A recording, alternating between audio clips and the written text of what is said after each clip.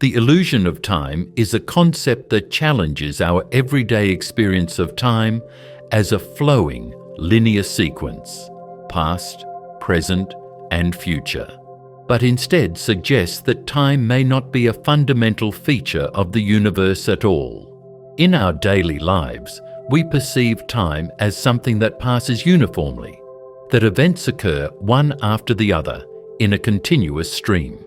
Yet when we step into the realm of modern physics, especially theories like relativity and quantum gravity, this intuitive notion starts to unravel.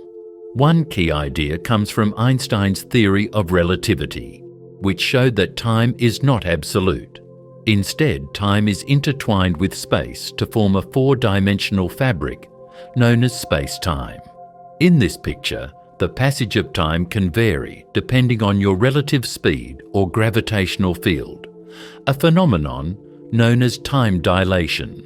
This leads to the notion of the block universe, where past, present, and future are all equally real and exist together rather than unfolding sequentially. From this perspective, our sense that time flows is more a feature of our consciousness than a property of the physical world.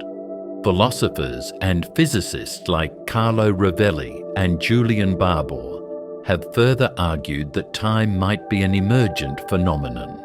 Carlo Rovelli, in his work The Order of Time, suggests that time is not a fundamental building block of reality, but arises from the way systems interact and evolve. According to Rovelli, what we call time emerges from the statistical behavior of a large number of microscopic interactions, a kind of thermodynamic arrow of time that gives us the impression of flow, even if, at the deepest level, the laws of physics are timeless. Julian Barbour takes a radical stance in his book The End of Time. He argues that time, as we conventionally understand it, is an illusion.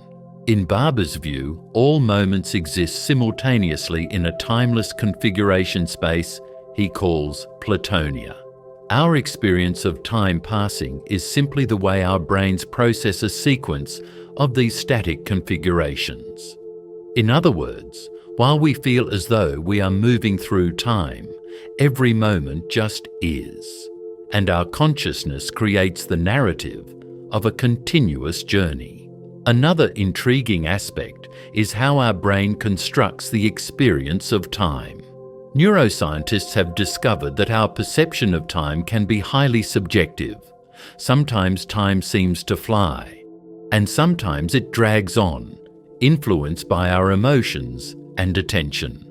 This subjective variability hints that time may not be a strict, external property of the universe, but something constructed by our minds to make sense of change and causality. This cognitive construction could be an evolutionary adaptation that helps us organize our experiences, even if it doesn't accurately reflect the fundamental nature of reality. Furthermore, some approaches in quantum gravity suggest that time might not even be a necessary ingredient in the most fundamental description of nature. Instead, the universe could be described by timeless equations, with what we call time emerging only as a useful parameter for describing relationships between different states. In these models, the universe is a static entity, and our perception of time's flow is just a reflection of our internal state changes, a kind of psychological time rather than a physical one. So, if time is an emergent or even illusory phenomenon, what does that mean for our understanding of reality? For one, it forces us to re-examine our concepts of causality and change. If the past, present, and future are equally real in a block universe, then the flow of time is not a fundamental aspect of how events occur, but rather a way for us to organize events into a narrative that makes sense of cause and effect. This raises profound questions about free will and determinism. If all moments in time exist simultaneously, is our feeling of making choices just an illusion? Or does the narrative we construct allow for genuine decision-making, even in a timeless framework? In practical terms, while these ideas might seem abstract or even unsettling, they have real implications in fields like cosmology, quantum physics, and even our everyday life. The notion that time might be an illusion challenges us to think differently about everything from the nature of the universe to how we plan our lives. It invites us to explore new ways of understanding the cosmos, ways that may eventually lead to breakthroughs in unifying general relativity with quantum mechanics. In summary, the illusion of time suggests that our common-sense experience of time as a linear, flowing medium might be a constructed narrative, a useful but ultimately emergent aspect of our consciousness. Instead of being a fundamental feature of the universe, time might simply be a way in which our brains interpret a static or timeless reality.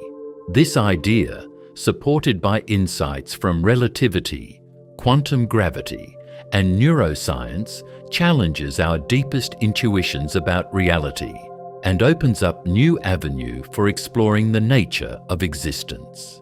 As we continue to probe these questions, we may find that what we perceive as the passage of time is merely an intricate illusion, one that allows us to organize our experiences, but that does not in itself capture the true nature of the cosmos. The infinite regress of consciousness is a philosophical problem that arises when we try to explain how consciousness can be accounted for without invoking an endless series of inner observers. At its core, the problem asks, when we try to explain why we are conscious, why there is something it is like to experience the world, do we end up having to assume that there is a little observer inside our heads? And if so, what makes that observer conscious?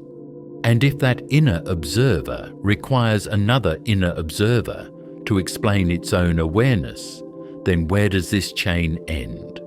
One common way to approach consciousness is to say that our brain processes information, and that somehow, when these processes reach a certain level of complexity, consciousness emerges. But if we then ask, why does this complex process give rise to subjective experience? We might be tempted to say there is an inner observer watching the brain's activity. However, this leads to the so-called homunculus fallacy. By positing a little man inside the brain who is doing the observing, we simply push the problem one step back. Now we must ask, what makes that little observer conscious? And if the answer is another, even smaller observer, we end up with an infinite regress. In this view, every explanation of consciousness requires another level of explanation, ad infinitum, with no ultimate stopping point. Critics of the inner observer idea argue that this regress shows us that explaining consciousness by simply adding smaller and smaller agents is misguided.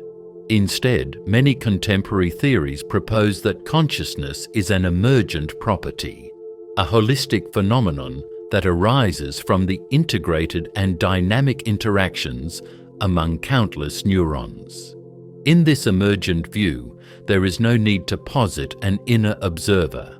Rather, consciousness is like a pattern or process that exists at the level of the whole system. This is similar to how the pattern of a flame is not found in any single molecule of burning gas, but emerges from the collective behavior of many molecules interacting.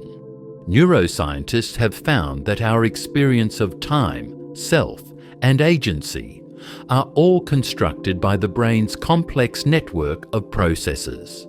For example, studies show that different regions of the brain work together to integrate sensory information, memories, and emotions, creating a unified sense of self, that we experience as consciousness.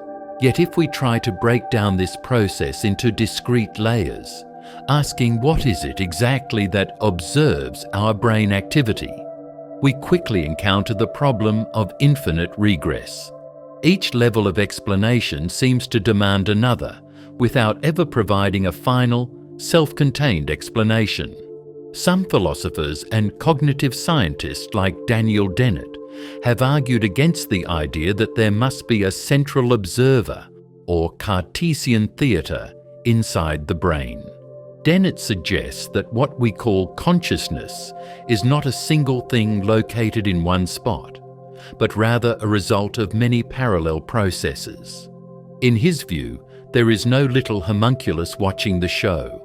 Instead, the multiple drafts of perception and thought that occur in our brains are continuously edited and re-edited.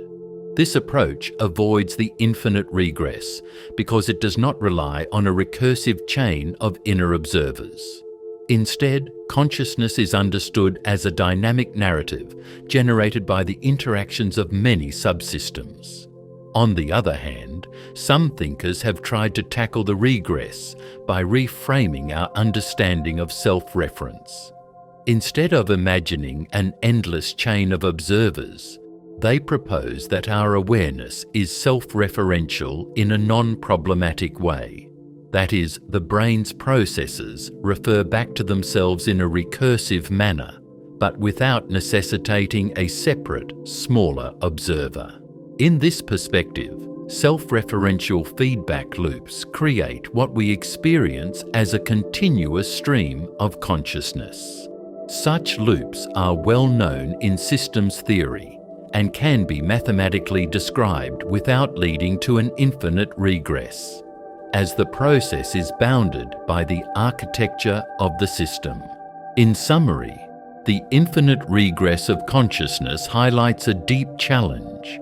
How can we explain the emergence of our subjective experience without positing an endless hierarchy of inner observers? Traditional ideas that suggest there is a little consciousness inside our heads quickly lead to an infinite chain that never resolves. Modern approaches, however, tend to view consciousness as an emergent, self-organizing property of complex systems, one that arises from the interactions of countless neurons rather than from a single central observer. This view avoids the regress by reframing self-reference and emphasizing the holistic nature of brain processes. Ultimately, the problem of infinite regress pushes us to re-examine our assumptions about how consciousness works. It reminds us that our intuitive explanations might be too simplistic to capture the rich, multi-layered reality of conscious experience. As we continue to explore the brain and develop new theories, the challenge remains to find an account of consciousness that is both philosophically satisfying and scientifically robust, a task that lies at the very frontier of human knowledge. The void of meaning is a concept that many find both deeply unsettling and strangely liberating. It's the idea that, at the most fundamental level, life might not come pre-packaged with an inherent purpose or meaning, that the universe is, in some respects, an empty canvas. Imagine standing at the edge of a vast, dark void where all the familiar markers of purpose have been stripped away. In that moment, you might feel as if nothing matters, as if the things you've always held as significant are merely constructs. Yet this very emptiness also offers a unique opportunity. If there is no inherent meaning, then meaning is something we must create for ourselves. This notion is central to existentialist thought. Philosophers like Jean-Paul Sartre argued that existence precedes essence. In other words, we are born without a built-in purpose. Rather, we forge our own identities and values through our choices and actions. The absence of a preordained meaning, the void, means that every decision we make is both an act of freedom and a responsibility. We are compelled to decide what is valuable in our lives, to craft our own narrative, even when the cosmic script is blank. However, this task can feel daunting. When you look at the vastness of the universe and the apparent indifference of nature, it's easy to be overwhelmed by the sheer scale of meaninglessness. Some interpret this void as a source of nihilism, the belief that life is inherently devoid of meaning. Yet even nihilism has its own challenges. If nothing has meaning, then why do we care about our lives or the lives of others? Why do we strive, create art, build relationships? Many argue that the search for meaning is exactly what gives our lives texture and depth, even if that meaning is not written into the fabric of the universe. One way to approach this paradox is to see meaning not as an external truth waiting to be discovered, but as a project, a personal and collective creation. Think about how artists and writers often describe their work. They don't claim that beauty or truth is inherent in the medium. Instead, they express that meaning is something they bring forth through creative effort. In the same vein, our lives can be seen as ongoing works of art. We're continually engaged in the process of making sense of our experiences, assigning value to events, and connecting with others. This process is not predetermined by the universe, but emerges from our very engagement with it. From a scientific perspective, our brains are wired to seek patterns and coherence. Cognitive scientists tell us that the human mind naturally constructs narratives, a sort of meaning machine. We fill gaps, assign causality, and develop frameworks that help us navigate our world. In this light, the void of meaning isn't a failing of the universe, but rather a blank slate that our brains are designed to fill. This perspective can be both humbling and empowering. It reminds us that while the universe may not offer us meaning on a silver platter, we have the remarkable capacity to create meaning from our experiences.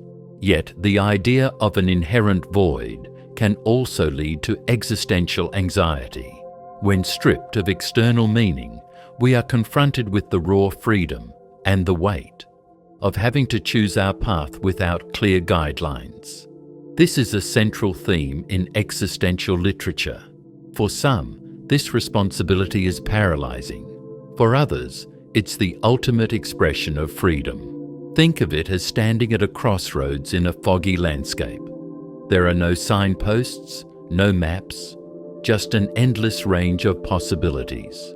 The challenge then is to choose a path and commit to it, understanding that the meaning of that path will only become clear in hindsight, through our lived experience. Ultimately, the void of meaning forces us to confront one of life's most profound questions. If there is no preordained purpose, then what is the purpose of life? The answer, many would argue, is that there is no universal answer.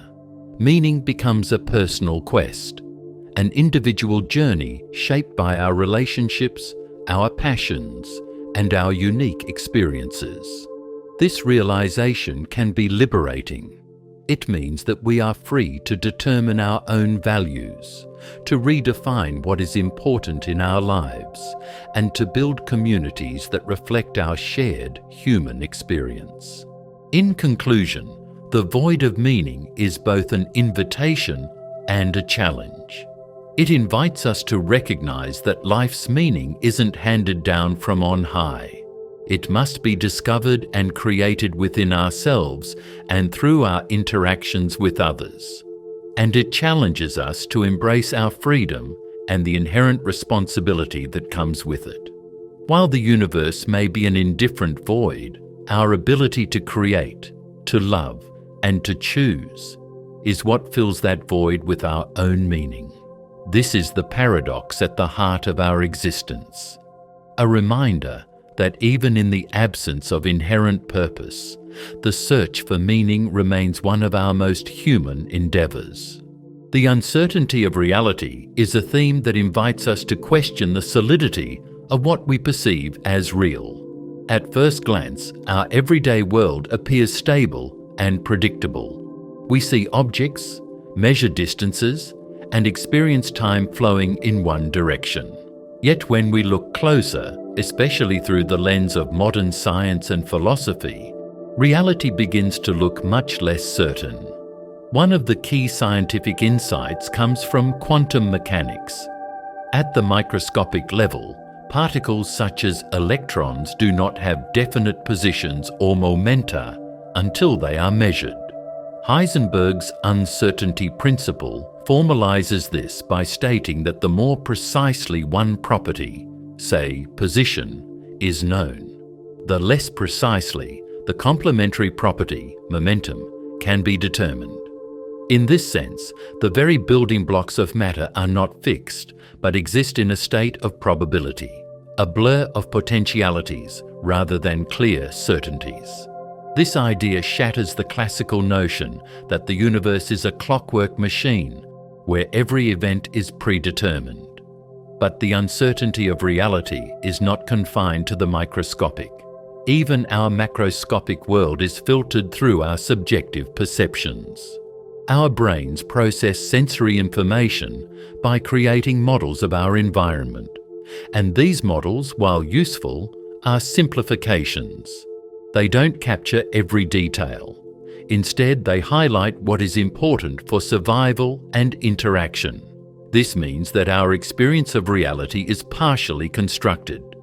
Our minds impose order and meaning on a world that may be, at its core, far more ambiguous than we imagine.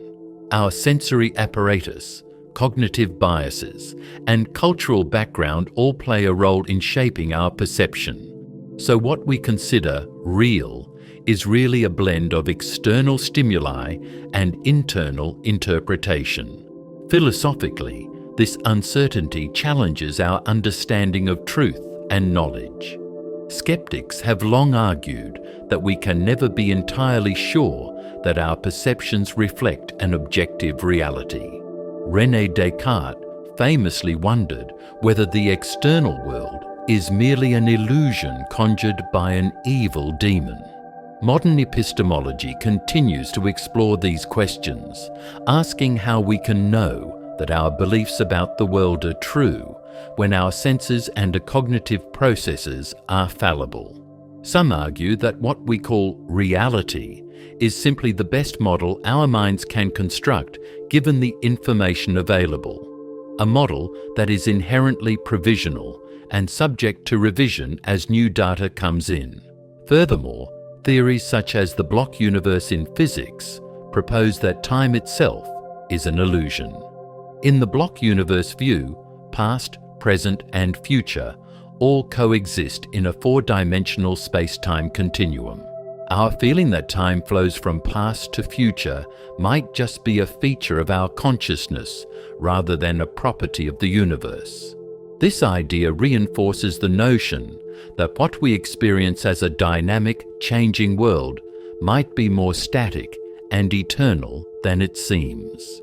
With the passage of time emerging only as a subjective narrative we impose on our experiences. Then there's the impact of uncertainty on our very sense of self. If the external world is uncertain and our perception is a construction, then our understanding of who we are, our identity and consciousness, may also be more fluid than we assume. We experience ourselves as continuous entities, but on a physical level, our bodies are in a constant state of flux, with cells continually dying and regenerating.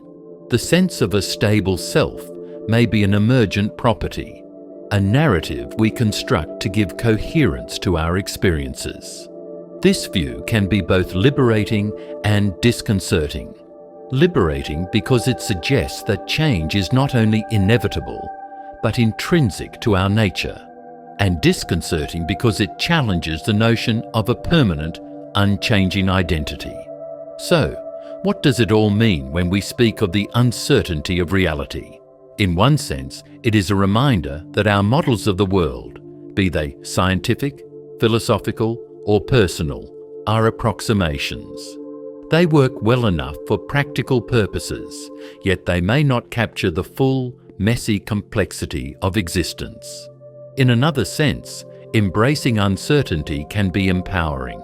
If reality is not fixed and predetermined, then there is room for creativity, free will, and transformation. Rather than see an uncertainty as a deficiency or failure of our understanding, we might view it as an invitation to continuously question, explore, and reinterpret the world around us. In our quest for meaning and certainty, we often cling to models and narratives that give us a sense of stability. But as we've seen, even the bedrock concepts of physics and philosophy, like the nature of particles or the flow of time, are subject to uncertainty. This recognition doesn't necessarily lead us into nihilism. Instead, it can open up a space for a more nuanced, dynamic engagement with life. It challenges us to accept that some aspects of reality are fundamentally indeterminate, and that our understanding of the world is always evolving. Ultimately, the uncertainty of reality is both a scientific and philosophical puzzle. It asks us to acknowledge that our perceptions, our measurements, and even our deepest intuitions about the world are provisional. In embracing this uncertainty, we also embrace the possibility of growth, change, and the endless pursuit of knowledge, an ongoing journey rather than a final destination. The Labyrinth of Memory is a powerful metaphor for understanding how our recollections are not static, neatly filed records, but rather intricate networks that twist and turn in ways that can be both mysterious and malleable. When we try to remember an event from our past, we are not simply playing back a perfect recording.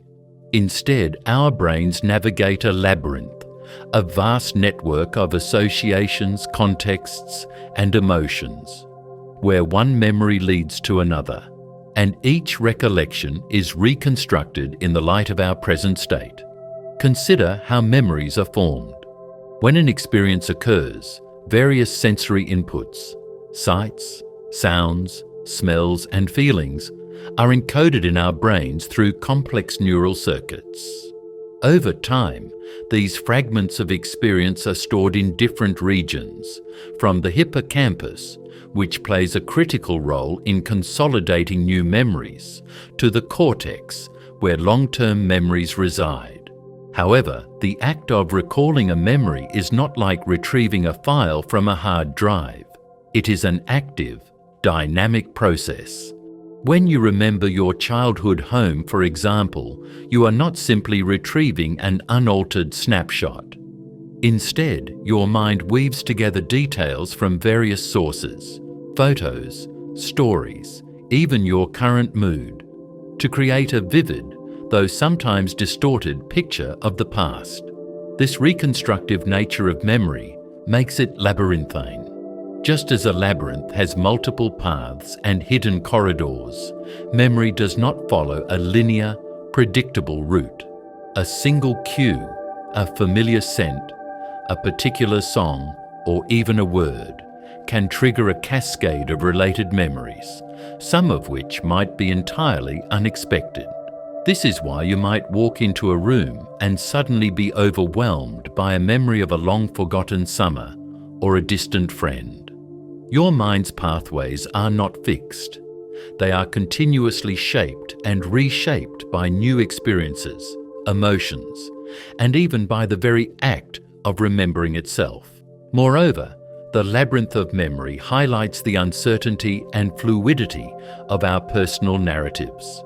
We often think of our memories as faithful records of our lives, but research in cognitive science shows that memories are remarkably malleable. Each time you recall an event, your brain has the opportunity to alter or embellish it. Details can fade, merge, or be reinterpreted in light of later experiences. In this way, what you remember is not the past as it exactly was, but a version of the past that has been filtered through layers of perception, emotion, and context. This process is not inherently negative. It allows us to adapt and make sense of our lives. But it does mean that our memories are not as fixed or reliable as we might assume. The labyrinth metaphor also captures the idea that our memories are deeply interconnected.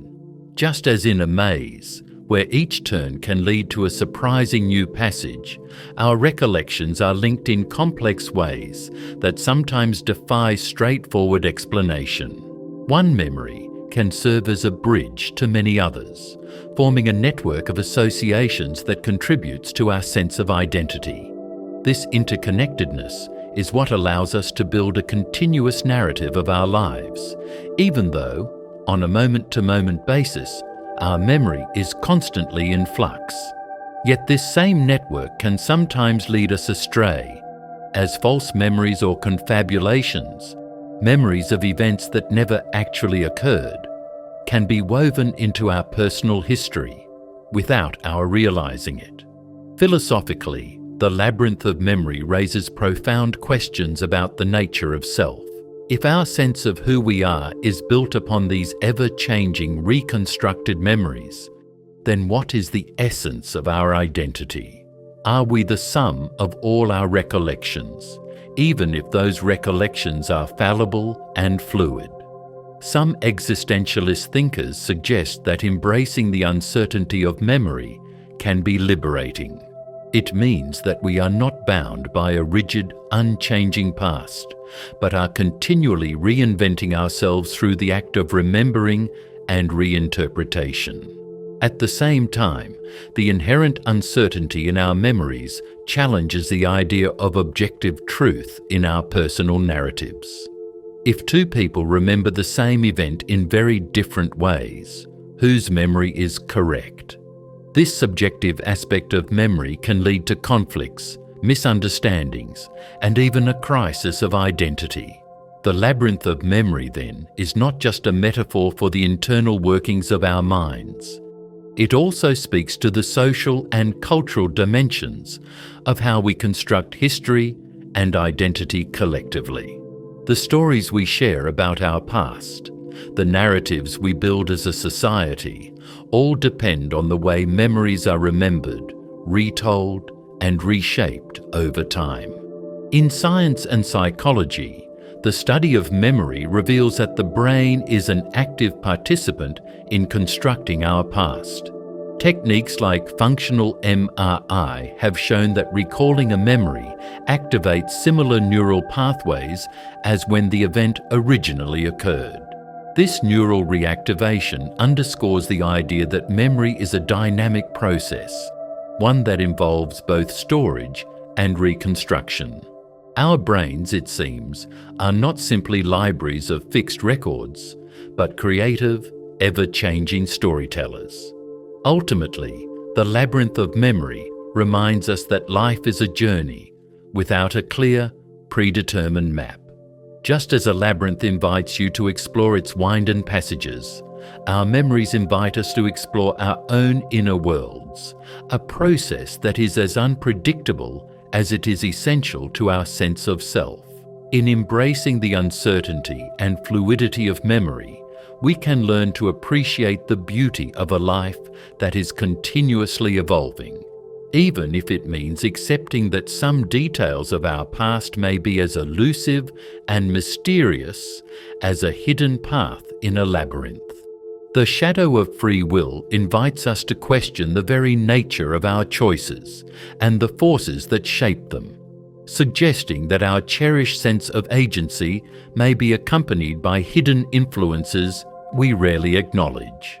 When we think of free will, we imagine that our decisions emerge from an inner, uncaused self, a conscious choice unbound by external or subconscious determinants. Yet, as we explore the concept more deeply, we begin to see that what we call free will might be cast in a shadow, a dark undercurrent of unconscious processes, genetic predispositions, cultural conditioning, and even neural determinism that subtly steer our behavior before we are even aware of it. Modern neuroscience provides compelling evidence that many of our decisions are made before we consciously register them. Experiments using brain imaging have shown that neural activity predicting a decision can be detected several seconds before a person reports having made that decision. This suggests that what we experience as a deliberate choice may actually be the tip of an iceberg, a conscious reflection of processes already in motion, while the bulk of the decision-making occurs outside our awareness. In this view, the shadow of free will is the hidden realm of unconscious influences that govern our actions, casting doubt on the idea that we are fully autonomous agents. Philosophers have long debated whether free will can truly exist in a deterministic universe. Determinism, the notion that every event, including human actions, is the inevitable result of preceding causes, seems at odds with our intuitive sense that we can choose differently. Yet, if every choice is ultimately determined by a chain of prior events and influences, then our feeling of making a free choice might be nothing more than a subjective illusion. The shadow of free will, then, represents those underlying causal chains. Our genetic makeup, the environment in which we are raised, our past experiences, and even the societal and cultural norms that shape our behavior. These factors form a background pattern that, while not directly visible to us, plays a crucial role in directing our decisions. This tension between the feeling of freedom and the deterministic factors that influence us has given rise to a variety of philosophical positions. Compatibilists argue that free will and determinism are not mutually exclusive, that even if our choices are influenced by prior causes, we can still be considered free if we act according to our desires and rational deliberations. However, critics of compatibilism point to the persistent role of unconscious processes and external influences as evidence that our freedom is at best limited, and perhaps at worst an elaborate illusion. The shadow in this context is the unacknowledged hand of causality, subtly guiding us even as we believe we are the masters of our fate. The concept also resonates with ideas from psychology, particularly those influenced by Carl Jung's notion of the shadow, the unconscious part of our personality that contains the repressed or unacknowledged aspects of ourselves. In a similar vein, the shadow of free will might consist of the parts of our psyche that we are not fully aware of, which nonetheless exert a powerful influence on our behavior. These hidden forces, our biases, emotional triggers, and deeply ingrained habits, form a background narrative that shapes how we perceive choices and make decisions. They remind us that even when we feel completely in control, there may be layers of influence that we have not fully examined. Moreover, the shadow of free will challenges the traditional view of personal responsibility. If our decisions are significantly shaped by forces beyond our control, then the moral responsibility we assign to our actions may need to be reconsidered. While it might seem unsettling to think that our freedom is constrained by factors we cannot easily change, many thinkers argue that acknowledging these influences does not absolve us of responsibility, but rather encourages a more compassionate and nuanced understanding of human behavior.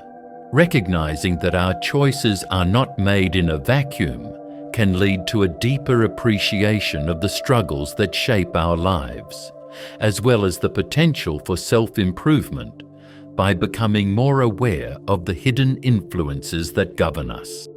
In practical terms, the shadow of free will has implications for everything from legal systems to therapeutic practices. In law, for instance, debates about free will and determinism touch on issues of criminal responsibility and punishment. If our actions are largely determined by factors beyond our control, then our approach to justice might shift from retribution to rehabilitation. Similarly, in therapy, understanding that many of our behaviors are influenced by unconscious patterns can open the door to personal growth and healing. By bringing these hidden forces into conscious awareness, individuals can work to reshape their habits and potentially reclaim a greater sense of agency.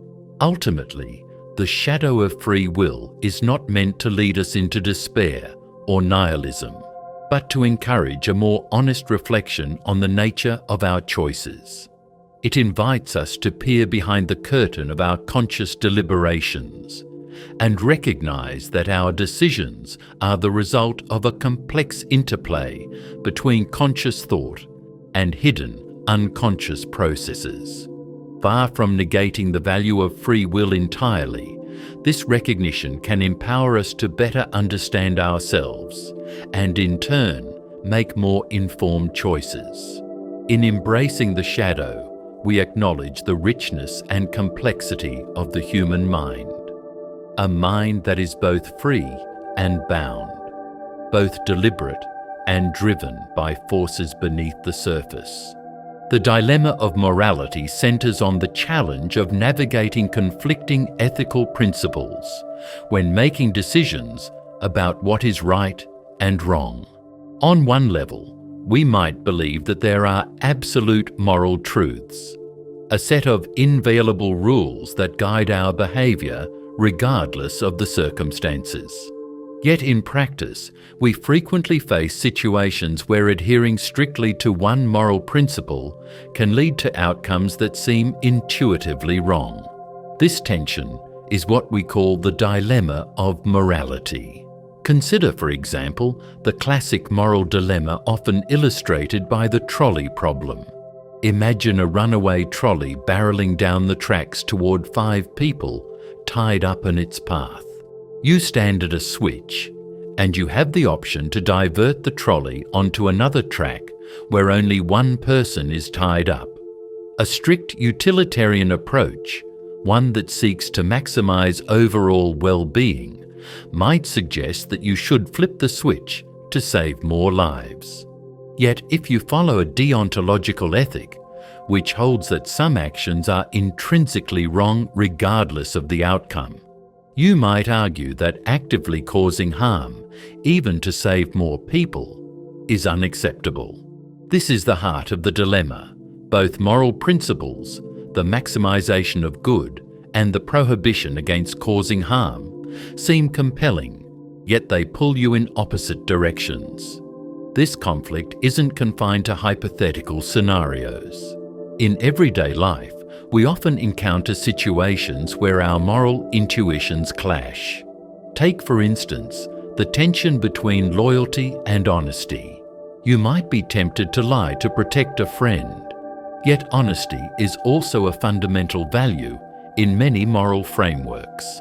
When these values conflict, it becomes difficult to determine the right course of action. Moreover, cultural and contextual factors further complicate the picture. What one society considers morally acceptable may be condemned in another, suggesting that our moral beliefs are not always universal, but can be influenced by history, tradition, and context. Philosophers have long debated whether there are indeed absolute moral truths or if morality is relative. Moral realism holds that there are objective moral facts, truths that hold independently of human opinion, while moral relativism argues that what is considered moral varies with cultural, historical, and individual circumstances.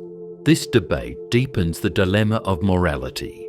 If there are no universal standards, how do we adjudicate conflicts between competing moral values? And if there are, why does our moral experience feel so conflicted and contingent?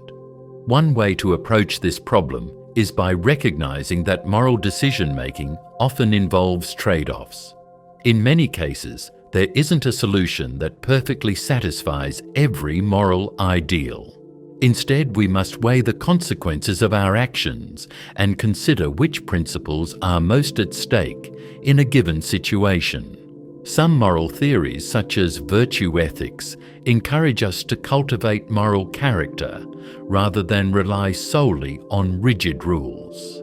By focusing on virtues like compassion, wisdom, and courage, we might better navigate dilemmas where strict rule following would lead to undesirable outcomes.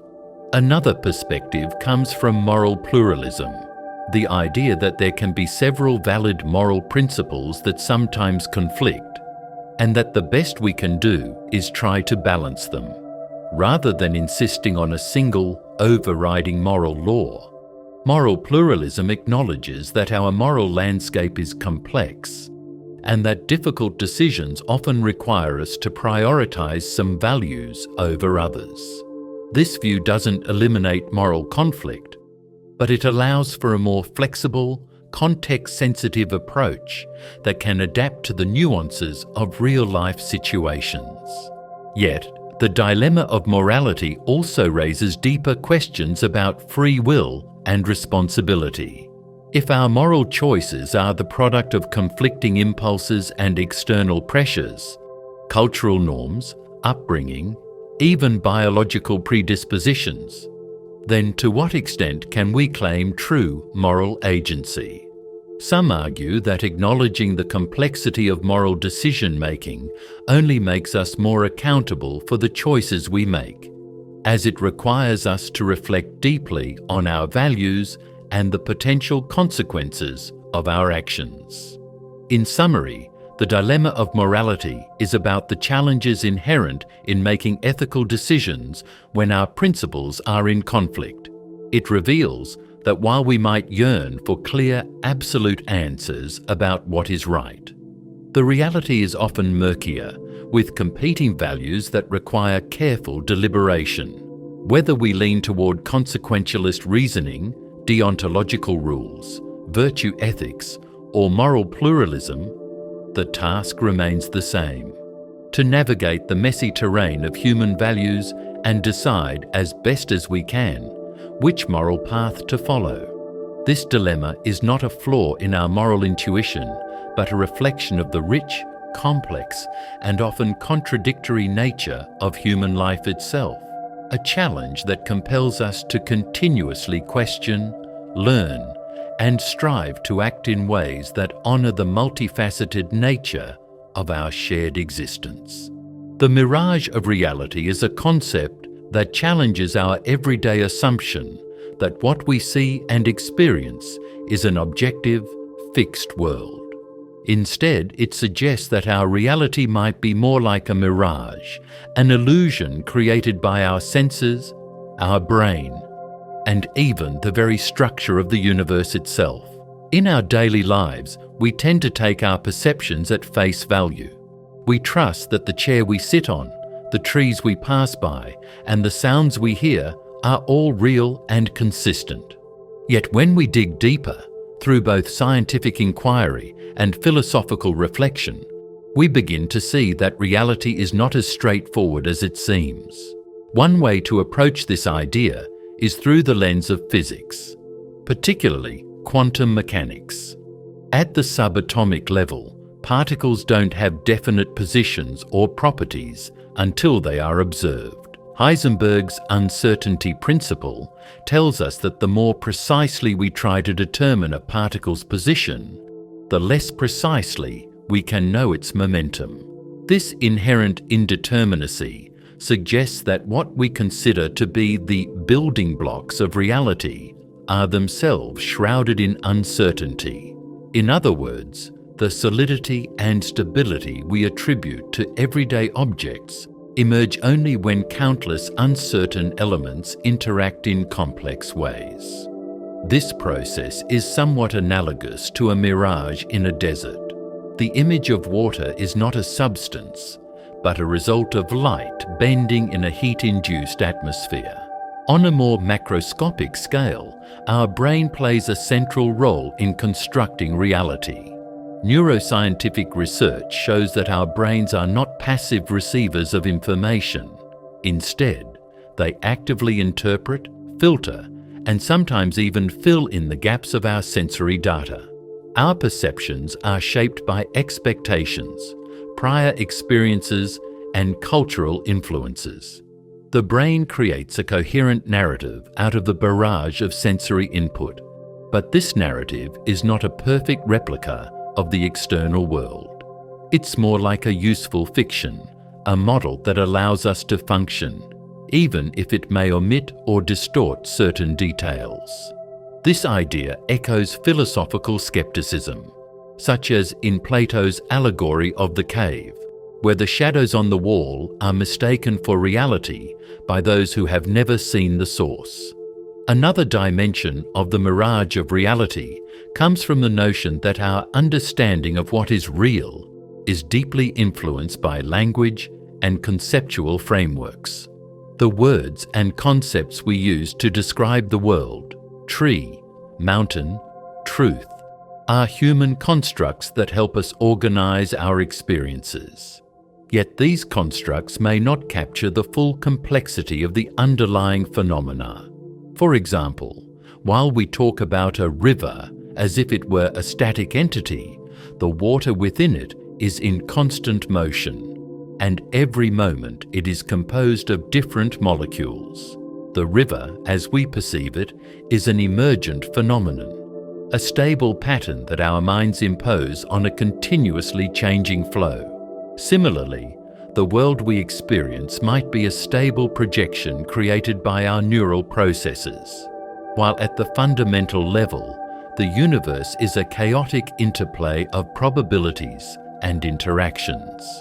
Philosophers and scientists alike have proposed that what we consider reality might be emergent, a byproduct of the interplay between simple rules at a microscopic level and the complex structures that arise from them. In some modern theories, like certain interpretations of quantum gravity, time and space themselves might be emergent rather than fundamental. This means that the familiar backdrop of our lives, the continuous flowing arena in which events unfold, is not built into the universe from the start, but is a result of more primitive, timeless dynamics.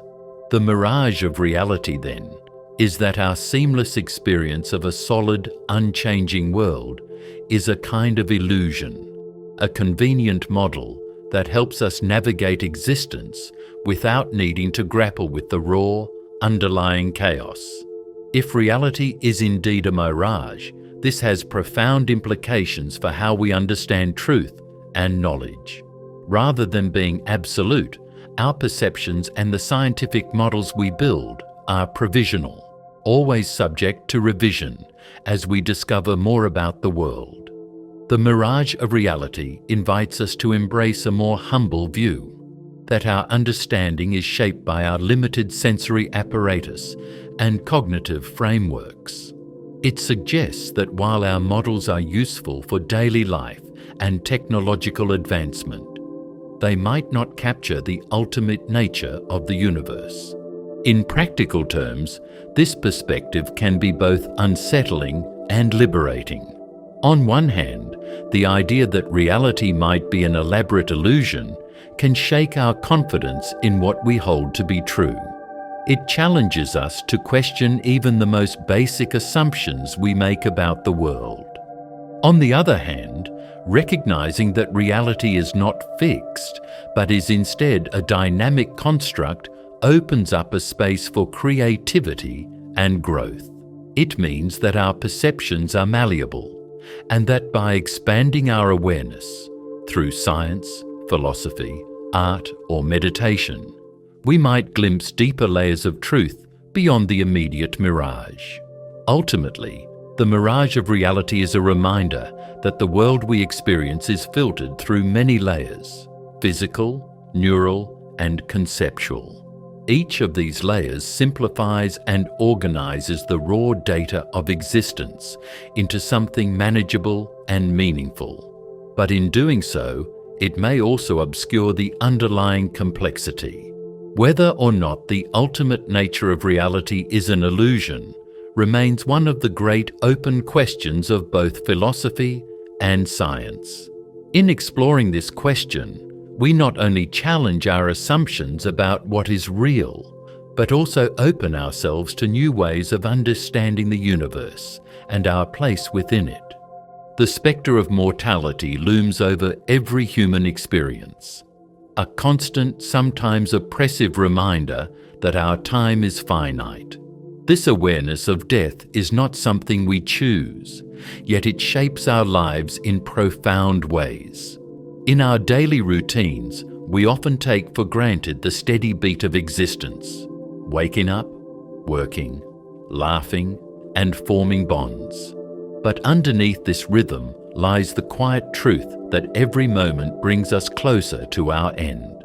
This paradoxical mix of normalcy and the inevitability of death forms what some call the specter of mortality. On one level, the awareness of our own mortality can be deeply unsettling. Existential philosophers like Martin Heidegger have long argued that confronting death is essential to understanding what it means to be human. Heidegger described our existence as being toward death, a constant orientation toward the ultimate end that gives shape and urgency to our choices. In this view, the specter of mortality is not merely a morbid thought, but a fundamental aspect of our existence that forces us to reflect on our priorities, values, and the way we live our lives. This awareness, while often a source of anxiety, can also be a catalyst for living more authentically.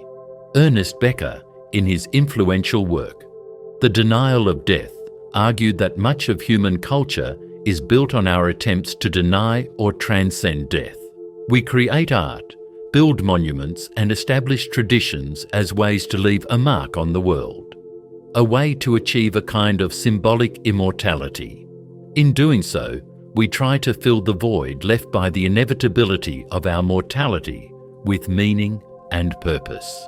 Yet even as we strive to create lasting legacies, the shadow of death remains, reminding us that all our endeavours, no matter how grand, are ultimately transient.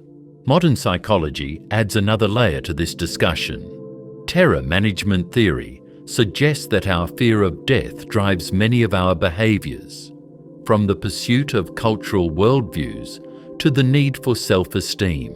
In this sense, the spectre of mortality is not just an abstract philosophical concept, but a force that shapes our social and individual lives. We build systems of belief, engage in rituals, and form communities partly as defences against the paralysing fear of our eventual non-existence. By reinforcing a sense of meaning and continuity, these practices help us manage the anxiety that comes with the awareness of death. Yet, there is also a liberating side to confronting mortality. When we accept that life is finite, we are often compelled to live more fully. The realization that our time is limited can strip away trivial concerns and focus our energy on what truly matters: relationships, passions, creative pursuits, and the pursuit of knowledge. In this way, the spectre of mortality can serve as a kind of existential call to action. It challenges us to prioritize experiences that enrich our lives, to let go of what does not serve us, and to embrace the present moment with an urgency that only the awareness of our own end can provide. At the same time, the spectre of mortality forces us to grapple with difficult ethical questions. If our lives are fleeting, what is the value of our actions? How do we decide what is worth pursuing when everything, including our achievements and struggles, will eventually fade? These questions have long occupied moral philosophers. Some argue that knowing our time is limited makes every decision more precious, imbuing even ordinary acts with significance. Others suggest that this awareness might lead to nihilism, the belief that life, ultimately, is meaningless. Yet many find a middle path, viewing mortality as a source of both tragedy and hope, a reminder of our vulnerability and a prompt to seek out deeper, more enduring forms of meaning. In the realm of art and literature, the Specter of Mortality has inspired countless works. From the elegies of ancient poets to modern films that meditate on life and loss, creators have sought to capture the bittersweet beauty of a life lived under the shadow of inevitable death. These artistic endeavors remind us that while death is certain, the manner in which we approach our mortality can be a profound source of beauty and insight. Ultimately, the Specter of Mortality is a double-edged sword. It casts a long shadow over our existence, filling us with both fear and a drive to create meaning. By confronting the reality of our finite nature, we are invited to question our assumptions, to re-examine what we value, and to live in a way that is both authentic and deeply aware of the preciousness of life. Whether we find ourselves embattled by existential dread or uplifted by a renewed sense of purpose, the awareness of death remains one of the most potent forces shaping the human experience. In acknowledging the Specter of Mortality, we do not surrender to despair. Instead, we are challenged to live deliberately, to seek connections, to embrace the moment, and to leave behind something that outlasts our physical existence. The uncertainty and impermanence of life can inspire us to build legacies of love, creativity, and wisdom, even as they remind us that everything in the end is transient. The Specter of Mortality, then, is not just a source of anxiety, but also a profound impetus for living with intention, authenticity, and grace. The Enigma of Infinity pushes us to rethink what we mean by endless and boundless, concepts that challenge our everyday understanding of quantity, space, and time. When we speak of infinity, we typically imagine something that never stops, a number line that goes on forever, or a universe without boundaries. Yet upon closer inspection, infinity is far from a simple extension of our finite experience. It is a deeply counterintuitive concept that reveals layers of complexity. In mathematics, the study of infinity was revolutionized by Georg Cantor in the late 19th century.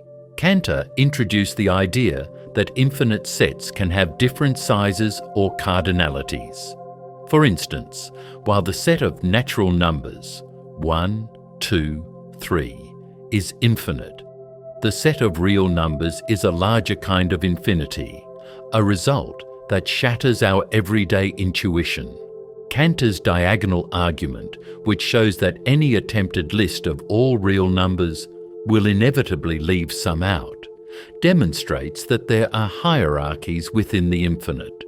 This means that infinity isn't a single, monolithic concept, but rather a structure with multiple layers, each more vast than the last.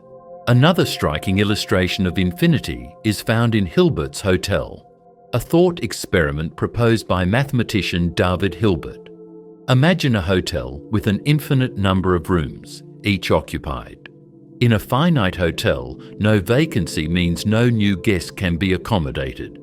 Yet in Hilbert's Hotel, one can shift every guest from room N to room N+1, freeing up room 1 for a newcomer. Even more remarkably, if an infinite number of new guests arrive, the hotel can still accommodate them by moving each occupant to a room numbered twice their current room, N to N, leaving all odd-numbered rooms empty. This thought experiment shows us that the rules governing infinity defy our normal expectations about space, capacity, and completeness. Infinity also presents profound philosophical questions. In our everyday world, we deal with finite objects and measurable time. But when we consider concepts like the infinite universe or an eternal timeline, we begin to wonder if our reality is truly complete. Some physicists, for instance, suggest that what we perceive as time may be an emergent phenomenon, a product of our brains organizing sequences of events, rather than a fundamental property of the cosmos. This view aligns with ideas from quantum gravity, where space and time might emerge from a deeper, timeless substrate. In this light, infinity is not just an abstract mathematical idea. It could be woven into the very fabric of reality in ways that challenge our conventional sense of continuity and order. Moreover, the Enigma of Infinity invites us to reflect on our place in the cosmos. The idea that there are infinitely many stars, galaxies, and perhaps even parallel universes is both exhilarating and humbling.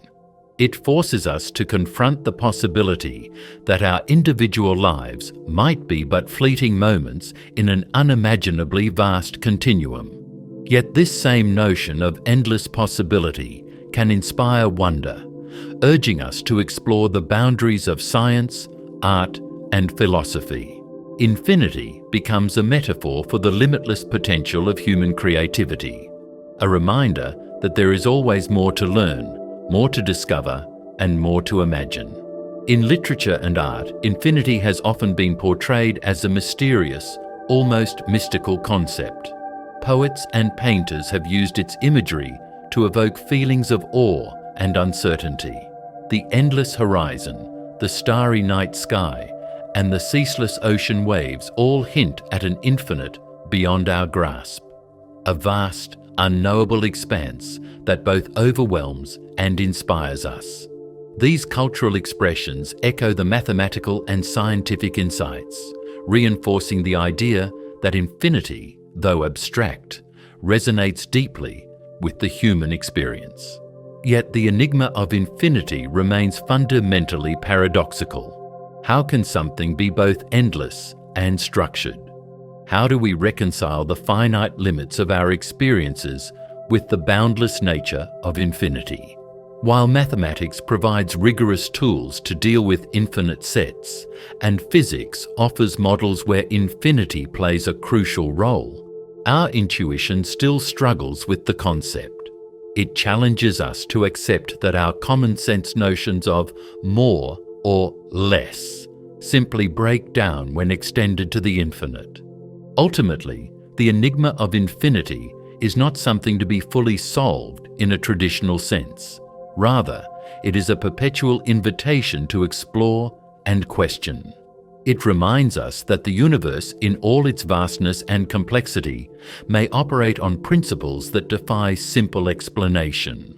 Whether we view infinity as a hierarchy of endless numbers, a hotel that never fills, or an emergent property of the cosmos, it compels us to keep pushing the boundaries of knowledge and to embrace the mystery that lies at the heart of existence. The silence of the cosmos invites us to contemplate the vast, uncommunicative expanse of the universe, a silence that is as profound as it is unsettling. When we gaze upward on a clear night, we see billions of stars twinkling against the dark canvas of space. Yet for all its apparent liveliness, the cosmos remains eerily quiet. This silence raises deep questions. In a universe so vast and seemingly full of potential for life, why have we not heard a single, unequivocal signal from another civilization? Is this cosmic quietude a sign of our solitude, or does it point to something even more mysterious about the nature of existence? One of the most famous formulations of this puzzle is the Fermi paradox, named after physicist Enrico Fermi. Fermi famously asked, "Where is everybody?" Noticing that if intelligent life were common in the galaxy, we should have encountered evidence of its existence by now. Yet despite decades of searching, our telescopes and radio arrays have detected no clear messages or artifacts from extraterrestrial cultures. The silence of the cosmos, then, becomes a profound enigma. Is it that intelligent life is exceedingly rare, Or perhaps that advanced civilizations choose to remain silent, intentionally withdrawing from cosmic communication. Alternatively, it could be that our methods of searching are too primitive or misdirected to pick up the kinds of signals that might be out there. From a scientific perspective, the silence can also be understood through the lens of the vast distances and timescales involved.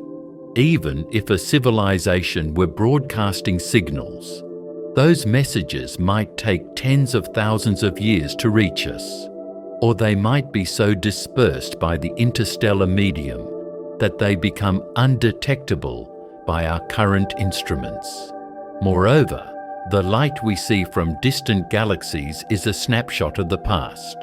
Some of those stars and planets may no longer exist as we observe them.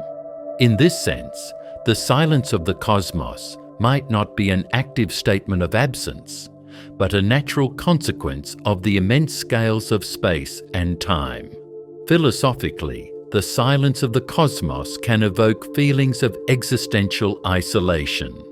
It forces us to confront the possibility that despite the abundance of matter and energy, we might be alone in a universe that is indifferent to our existence. This cosmic solitude has been a theme in literature and art for centuries. Writers and poets have often used the imagery of a silent, endless sky to evoke the smallness of human life and the transient nature of our achievements. Yet this very silence can also be seen as a canvas upon which we project our deepest hopes, fears, and aspirations. In a universe that does not hand us meaning on a silver platter, we are compelled to create our own meaning, finding purpose in our relationships, our art, and our relentless quest for knowledge. Some thinkers argue that the silence itself might be an active feature rather than a mere absence.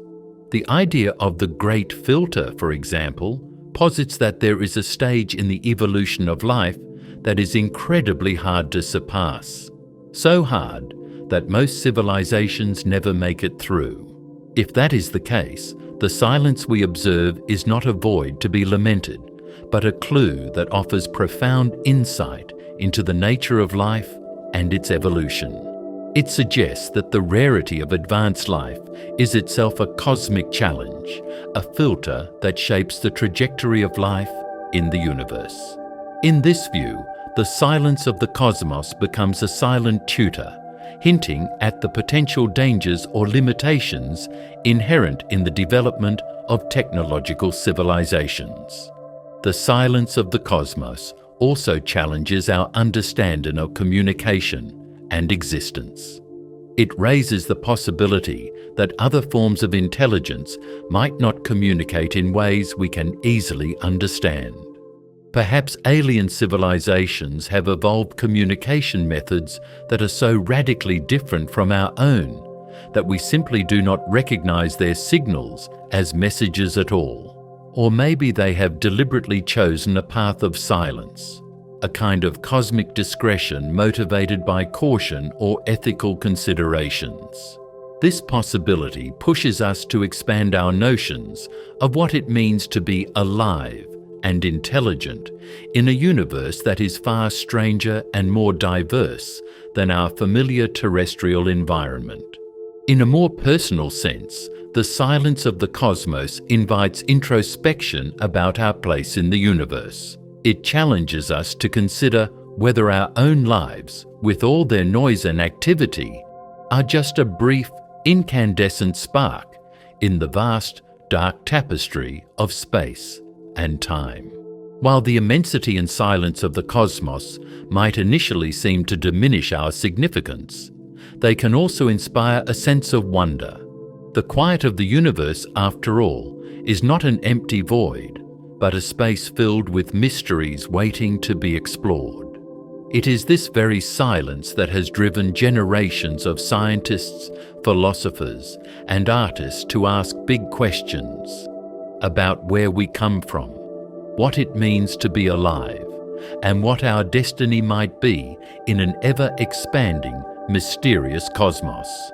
Ultimately, the silence of the cosmos is both a challenge and an invitation.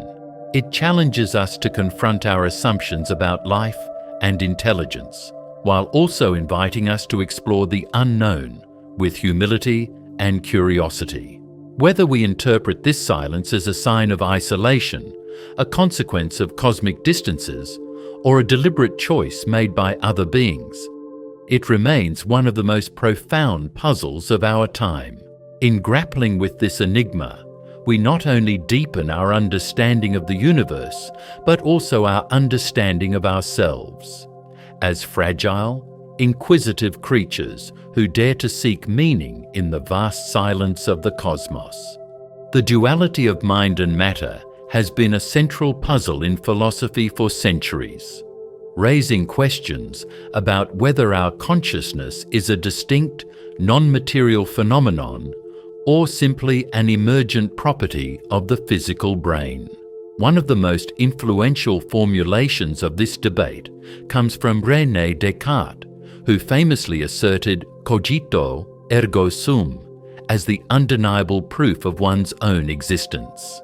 Descartes argued that the mind, as a thinking substance, is fundamentally different from the body, which is extended in space.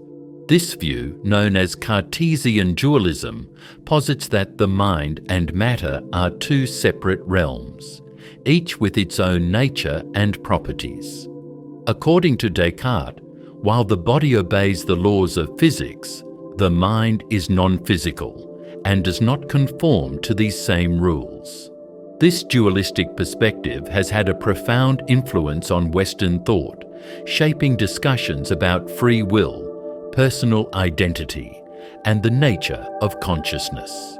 However, the idea of a strict separation between mind and matter has faced significant challenges over time. Advances in neuroscience have shown that mental states correlate strongly with brain activity.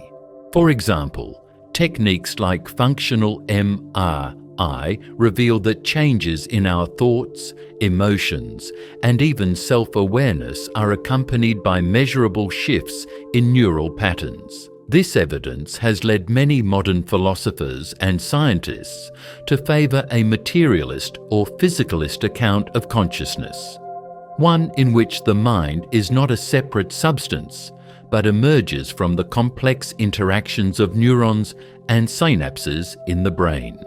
In this view, what we call mind is the result of physical processes. It is an emergent phenomenon that arises when matter is organized in a sufficiently complex way. Yet the debate is far from settled. Some argue that even if mental processes are grounded in the brain's physical activity, there remains something ineffable about subjective experience, what philosophers refer to as qualia. How is it that the electrical activity of neurons gives rise to the rich tapestry of sensations, emotions, and thoughts we experience? This is the so-called hard problem of consciousness, which challenges simple, reductionist explanations. Some proponents of dualism or property dualism suggest that while the brain may produce behavior and cognition, the subjective aspect of experience cannot be fully explained by physical processes alone. Instead, they propose that there is a non-physical quality to consciousness that, while closely linked to brain function, transcends mere material interactions. On the other hand, emerging theories in cognitive science and philosophy of mind offer alternative approaches. For instance, proponents of emergentism argue that consciousness is a property that arises when simple elements interact in complex networks, a phenomenon that is not reducible to the sum of its parts, but can be explained in terms of higher-level organization.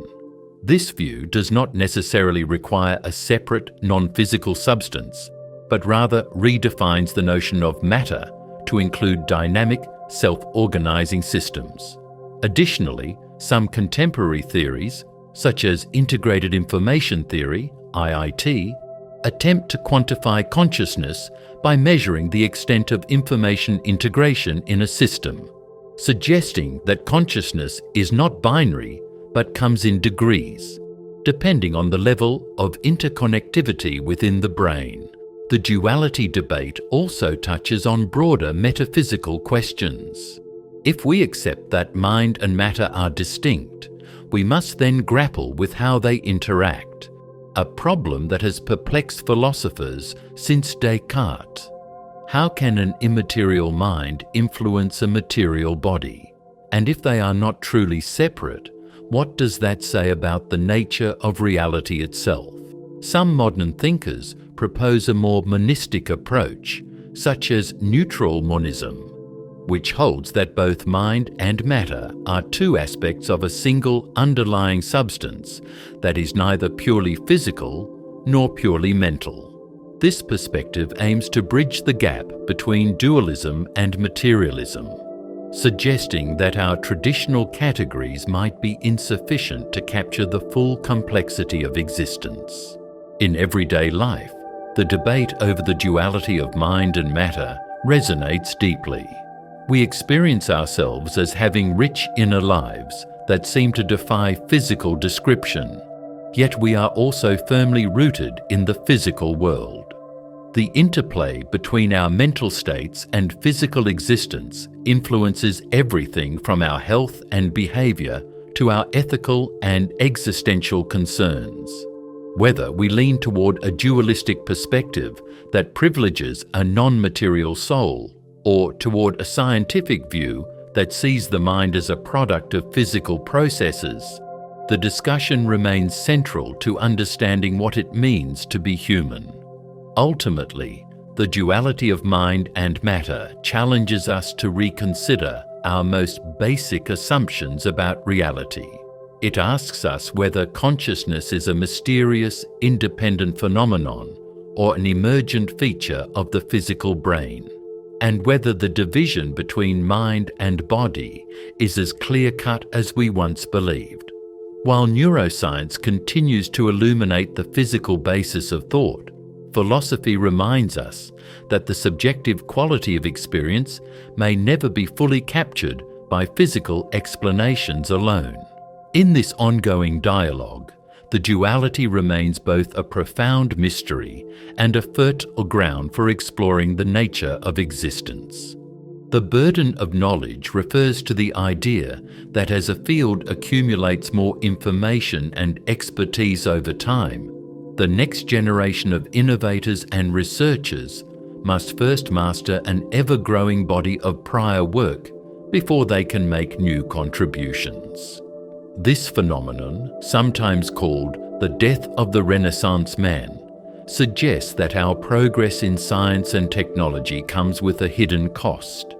Each new discovery adds weight to the educational foundation required to reach the frontier of knowledge. Imagine a time when groundbreaking discoveries could be made by polymaths, individuals who could on their own contribute to multiple fields. In earlier eras, a single mind might have been sufficiently versatile to excel in mathematics, astronomy, philosophy, and art. Today, however, the vast expansion of existing knowledge means that specialists must invest years, even decades, in focused study just to understand the groundwork laid by previous generations. This increased educational requirement means that the average age at which individuals produce significant innovations has risen, and the scope for cross-disciplinary breakthroughs has narrowed. Researchers find themselves compelled to specialize deeply, often working in large teams to combine their narrow expertise into a coherent, innovative output. Economists like Benjamin Jones have studied this phenomenon in depth.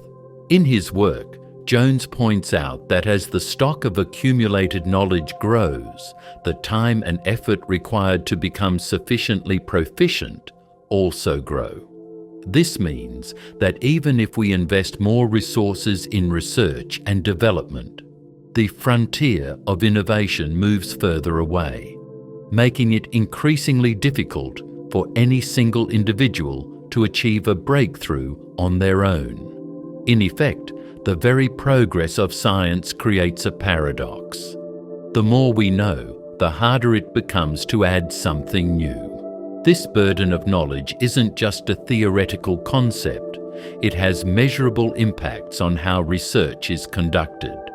For example, studies have shown that the age of first major innovation or publication has been rising over the decades.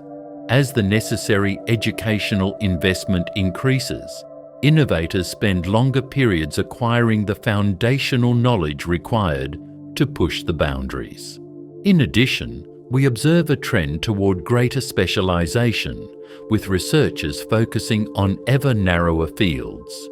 While this specialization allows for deeper expertise, it can also limit the ability to integrate insights across disciplines, a quality once associated with more holistic, interdisciplinary thinkers. Moreover, the burden of knowledge has implications for team dynamics in research and development. When individual researchers can no longer cover the vast swaths of prior knowledge alone, they increasingly rely on collaboration. Teams become larger as each member brings a piece of the puzzle, and the division of cognitive labor becomes essential for innovation. While teamwork has many benefits, it also introduces new challenges such as coordination costs and the potential dilution of creative ideas. Teams must work harder to synthesize their specialized insights into coherent advances, which can slow down the pace of breakthrough discoveries. There is also a broader cultural and institutional dimension to consider. Our educational systems, research funding structures, and academic incentives all play a role in either mitigating or exacerbating the burden of knowledge.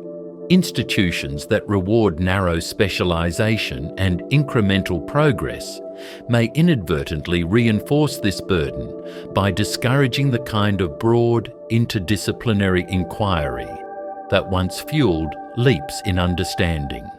In contrast, efforts to streamline education or to promote collaboration across traditional boundaries can help ease the weight of accumulated knowledge, enabling innovators to focus more on creativity than on merely catching up with what is already known.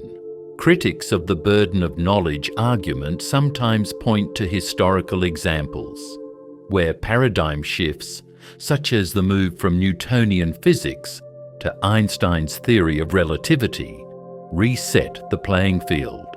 In these cases, old frameworks were discarded and replaced by new ones that simplified our understanding of complex phenomena. Such revolutions suggest that although knowledge accumulates, its structure is not fixed. Transformative ideas can, in effect, reset the burden by offering new, more efficient ways of thinking. However, these breakthroughs are rare and often come after long periods of incremental progress, reinforcing the idea that the burden of knowledge is a persistent challenge in most fields. Ultimately, the burden of knowledge is a double-edged sword. On one hand, it is a testament to human progress. The more we know, the more capable we become of solving complex problems.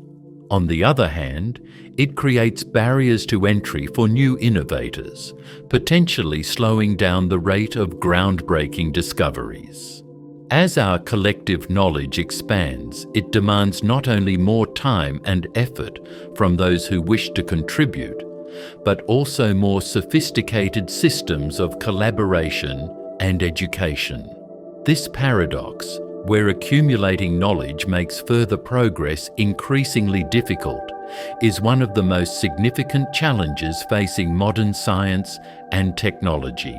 It reminds us that progress is not merely a matter of adding up facts, but also of finding new ways to manage, integrate, and transmit that knowledge across generations.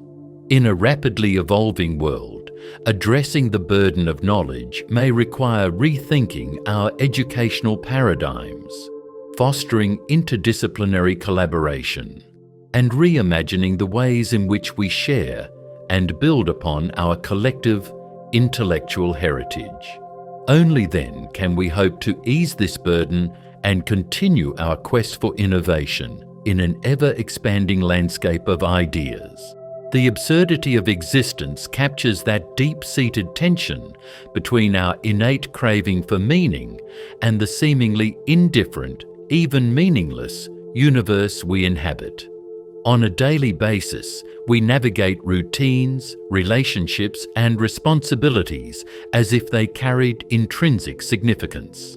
Yet when we step back and reflect, we realize that the cosmos itself offers no built-in purpose or grand narrative, only an endless void of matter, energy, and chance. This conflict is at the heart of existential thought and absurdism. Albert Camus famously articulated this idea in The Myth of Sisyphus, arguing that human life is inherently absurd because we persist in seeking meaning in a world that remains silent about it. For Camus, the absurd arises when our internal desire for clarity clashes with the chaotic, indifferent reality that surrounds us. We are, in a sense, condemned to search for order, yet our universe offers only randomness.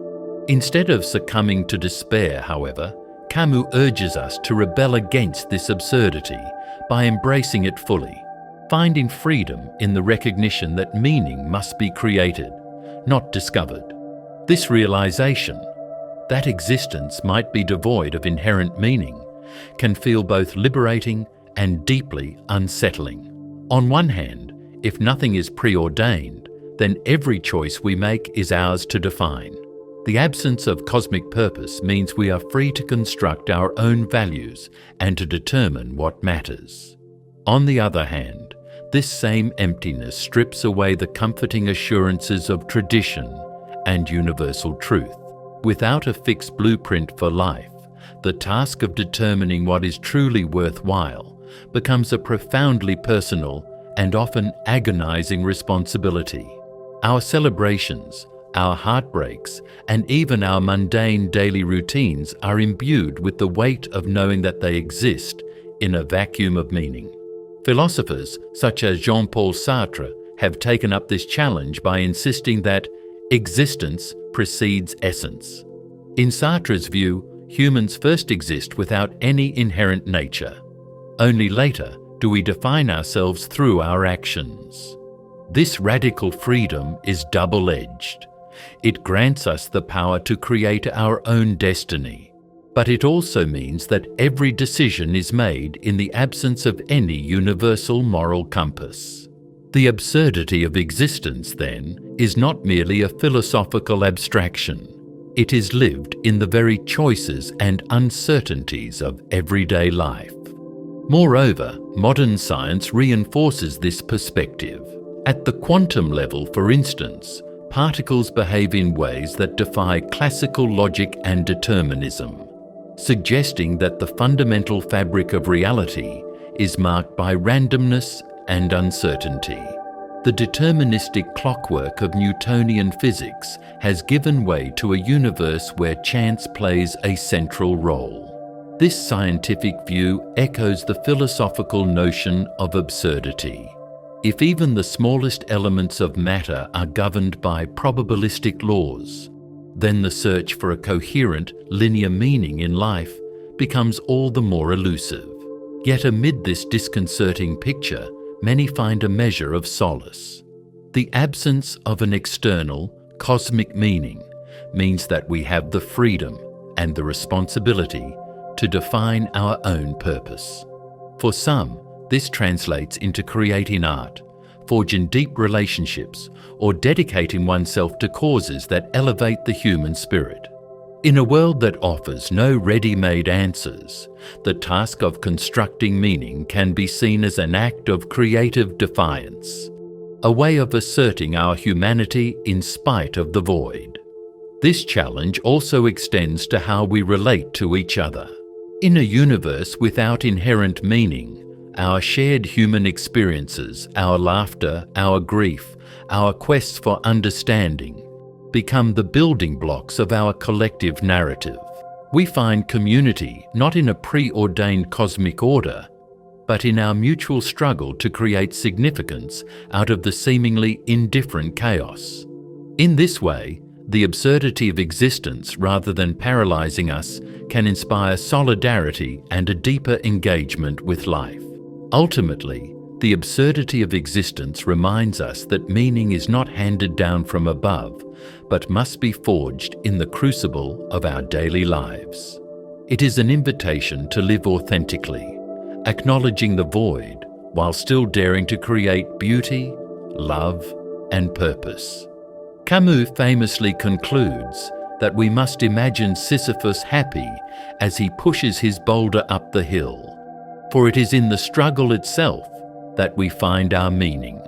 Embracing this perspective allows us to transform the inherent absurdity of our condition into a powerful call for personal and collective creativity.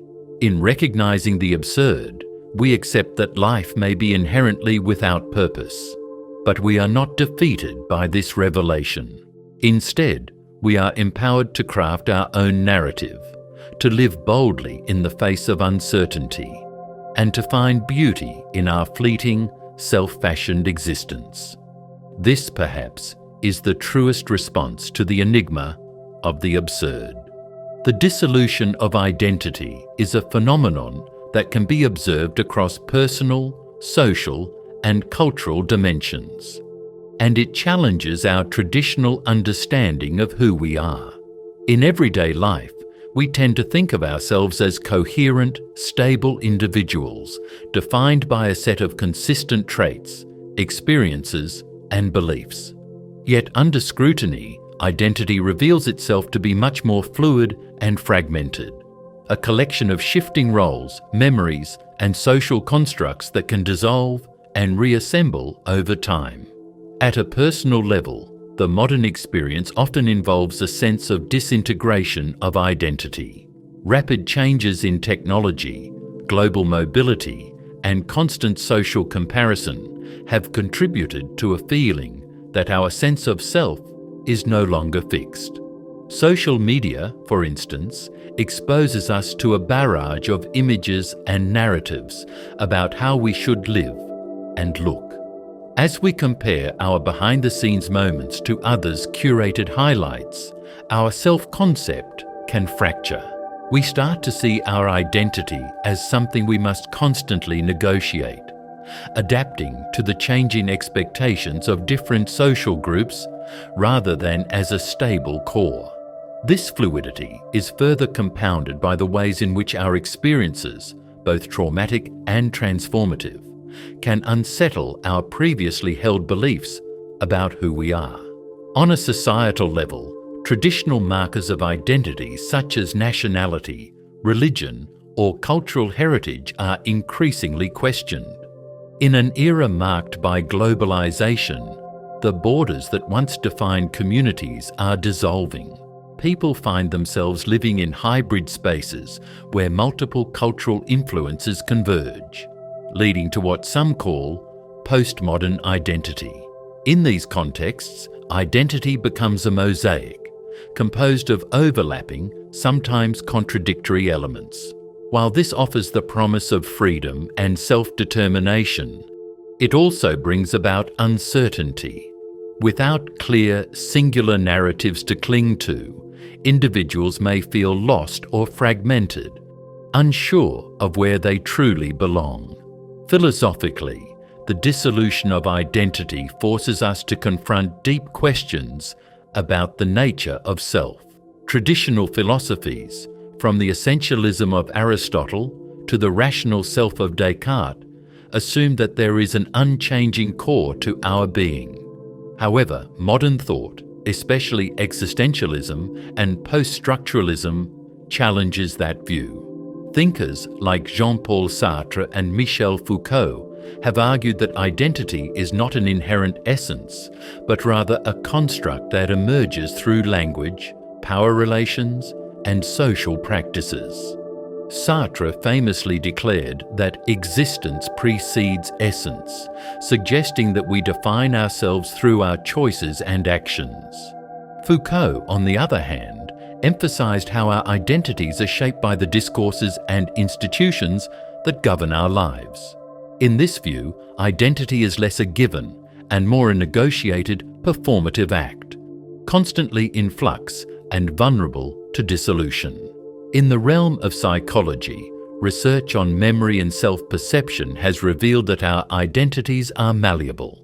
Memories are not static records of the past. They are reconstructed each time we recall them, influenced by our current mood, context, and even by new information we acquire. This means that the narrative we build about who we are is never fixed. It is continuously rewritten. Over time, as experiences accumulate and our perceptions change, the coherent story of our identity can begin to unravel, leading us to question the continuity of self. The dissolution of identity also has practical implications. In work environments and educational settings, the pressure to adapt and reinvent oneself can be both a source of innovation and a cause of anxiety. On one hand, being able to fluidly shift roles and embrace multiple identities can be an asset in a rapidly changing economy. On the other hand, the lack of a stable identity can lead to feelings of alienation and disorientation, as people struggle to reconcile the various parts of their lives into a coherent whole. In essence, the dissolution of identity is not necessarily a negative phenomenon. It can be seen as an invitation to embrace the complexity of our lives, to understand that the self is not a rigid container, but a dynamic process. Recognizing the fluidity of identity can encourage us to be more compassionate toward ourselves and others. Accepting that change is inherent to the human condition. It also opens up the possibility for creative reinvention, where the dissolution of old identities paves the way for new, more authentic forms of self-expression. Ultimately, as we navigate a world where boundaries, whether personal, cultural, or philosophical, are increasingly blurred, the dissolution of identity challenges us to find meaning not in static definitions, but in the ongoing process of becoming. This journey, though fraught with uncertainty, is also rich with possibility. By acknowledging the impermanence and malleability of our identities, we can learn to live more fully in the present, crafting our own narratives amidst the constant flux of modern life. The echoes of the past resonate in our lives like a soft, persistent refrain, a melody that, though faded with time, still shapes our perceptions, our choices, and even our identities. Imagine walking through an ancient city where every stone, every winding alley seems imbued with a history that reaches out to touch your soul. In that moment, you feel not only the weight of history, but also its gentle persistence. Past voices whispering through crumbling ruins, memories of long-gone lives that continue to inform the present. This is the essence of what we mean when we speak of the echoes of the past. At its core, the idea suggests that history is never truly behind us. Instead, it is interwoven with our current experiences. The traditions we uphold, the myths we cherish, and the landscapes we inhabit are all repositories of memory. Even when events fade into obscurity, their traces endure in art, architecture, and the shared narratives of communities. Consider a well-worn family recipe passed down through generations. Its ingredients and methods are not just culinary instructions. They carry stories, values, and the collective memory of ancestors who once gathered around the table. In much the same way, the cultural landmarks of a society serve as tangible reminders of a shared heritage, even as new generations reinterpret them. But the echoes of the past are not static relics. They are dynamic, shaping our understanding of who we are and where we come from.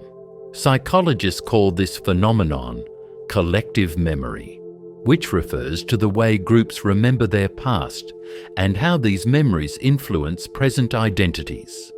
For example, national holidays, commemorative monuments, and historical narratives contribute to a nation's identity by continually reminding citizens of triumphs and tragedies that define them as a people. This ongoing dialogue with history, sometimes conscious, often subconscious, enables societies to negotiate a sense of continuity amid change. Yet it can also be a source of conflict when different groups recall the past in competing ways, leading to debates over which version of history should be honoured. Philosophically, the echoes of the past invite us to consider the fluidity of time and memory. History, as recorded in books or etched in monuments, is not a perfect reflection of what actually happened. It is a selective process, coloured by perspective, power, and the passage of time. What we know about history is always filtered through the lens of those who recorded it, and often through the biases of later interpreters. As Michel Foucault suggested, our collective memory is shaped by power relations that determine which voices are amplified and which are silenced. In this sense, the echoes of the past are as much about what is forgotten as what is remembered, with the margins sometimes speaking louder than the centre. This duality, preserving both legacy and loss, creates an ever-shifting tapestry of meaning that influences our moral and existential choices. On a personal level, our individual identities are similarly built from the fragments of past experiences. The memories of our childhoods, the stories our elders told us, and even the personal milestones we celebrate all contribute to a narrative that over time evolves and sometimes dissolves. Neuroscientific research shows that our memories are not static recordings, but are instead reconstructed each time we recall them. This means that the echoes of our own past can change with every recollection, subtly altering our sense of self. The impermanence and malleability of memory remind us that identity, too, is in constant flux, an evolving story that we are continually rewriting. Yet, there is beauty in this fluidity. The dissolution of rigid boundaries between past and present offers us a chance to reinterpret our heritage and reimagine our future. It encourages us to draw lessons from the past without being enslaved by it, to honour what has come before while remaining open to transformation. In art and literature, this theme is ubiquitous. The faded sepia tones of an old photograph, the weathered pages of a handwritten journal, and the haunting strains of a centuries-old melody all evoke a sense of nostalgia that is both melancholic and inspiring. They remind us that, while nothing lasts forever, every moment carries the potential to echo across time. In our modern era, with rapid technological change and an overwhelming flow of information, the echoes of the past can sometimes feel drowned out by the noise of the present. Yet the more we try to forget or erase our history, the stronger these echoes can become. They act as a counterbalance, a reminder that our present is deeply rooted in the past, and that our future too will become part of this ongoing dialogue. Whether through heritage festivals, archival research, or the simple act of sharing family stories, we engage in a process of continuous remembrance that bridges generations. Ultimately, the echoes of the past compel us to confront an essential truth, that our lives are not isolated moments, but part of a vast, interwoven narrative stretching across time. In acknowledging the resonance of what has come before, we embrace the idea that our actions today are both informed by and contributing to an eternal conversation. And in that conversation lies the profound, if sometimes painful, realization that while the past may be gone, its echoes will always remain, shaping our identities, guiding our choices, and inspiring our dreams. The Facade of Perception challenges the idea that what we see, hear, and feel is a transparent window into reality. Rather than a direct mirror of the world, our senses construct a representation, a facade, that is shaped by both the limitations of our biological apparatus and the interpretative work of our minds. When you look at a tree, you might assume that you're seeing the tree as it truly is. However, the colors, shapes, and even the depth you perceive are not intrinsic properties of the tree itself, but are created by your brain's processing of light, contrast, and contextual cues. This means that what you experience is not an unmediated truth, but a carefully constructed image that serves as a practical, if imperfect, model of the world. Our perceptual system is designed to simplify and make sense of an overwhelming flood of sensory data. Evolution has endowed us with this ability not so much to reveal objective truth, but to offer a functional version of reality that helps us survive and navigate our environment. For instance, our brains use shortcuts, heuristics, and predictive coding to interpret signals quickly. These shortcuts are incredibly efficient, but they also mean that our perception is filled with assumptions and biases. What we consider solid and reliable is, in fact, a facade that smooths over the complexity of the underlying sensory inputs. In essence, our brains are constantly filtering, filling in gaps, and even outright altering the data received from our senses to create a coherent experience.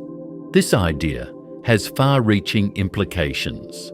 Philosophers like Immanuel Kant argued that we can never know the thing in itself, the reality behind our perceptions, because our understanding is always mediated by our sensory and cognitive structures.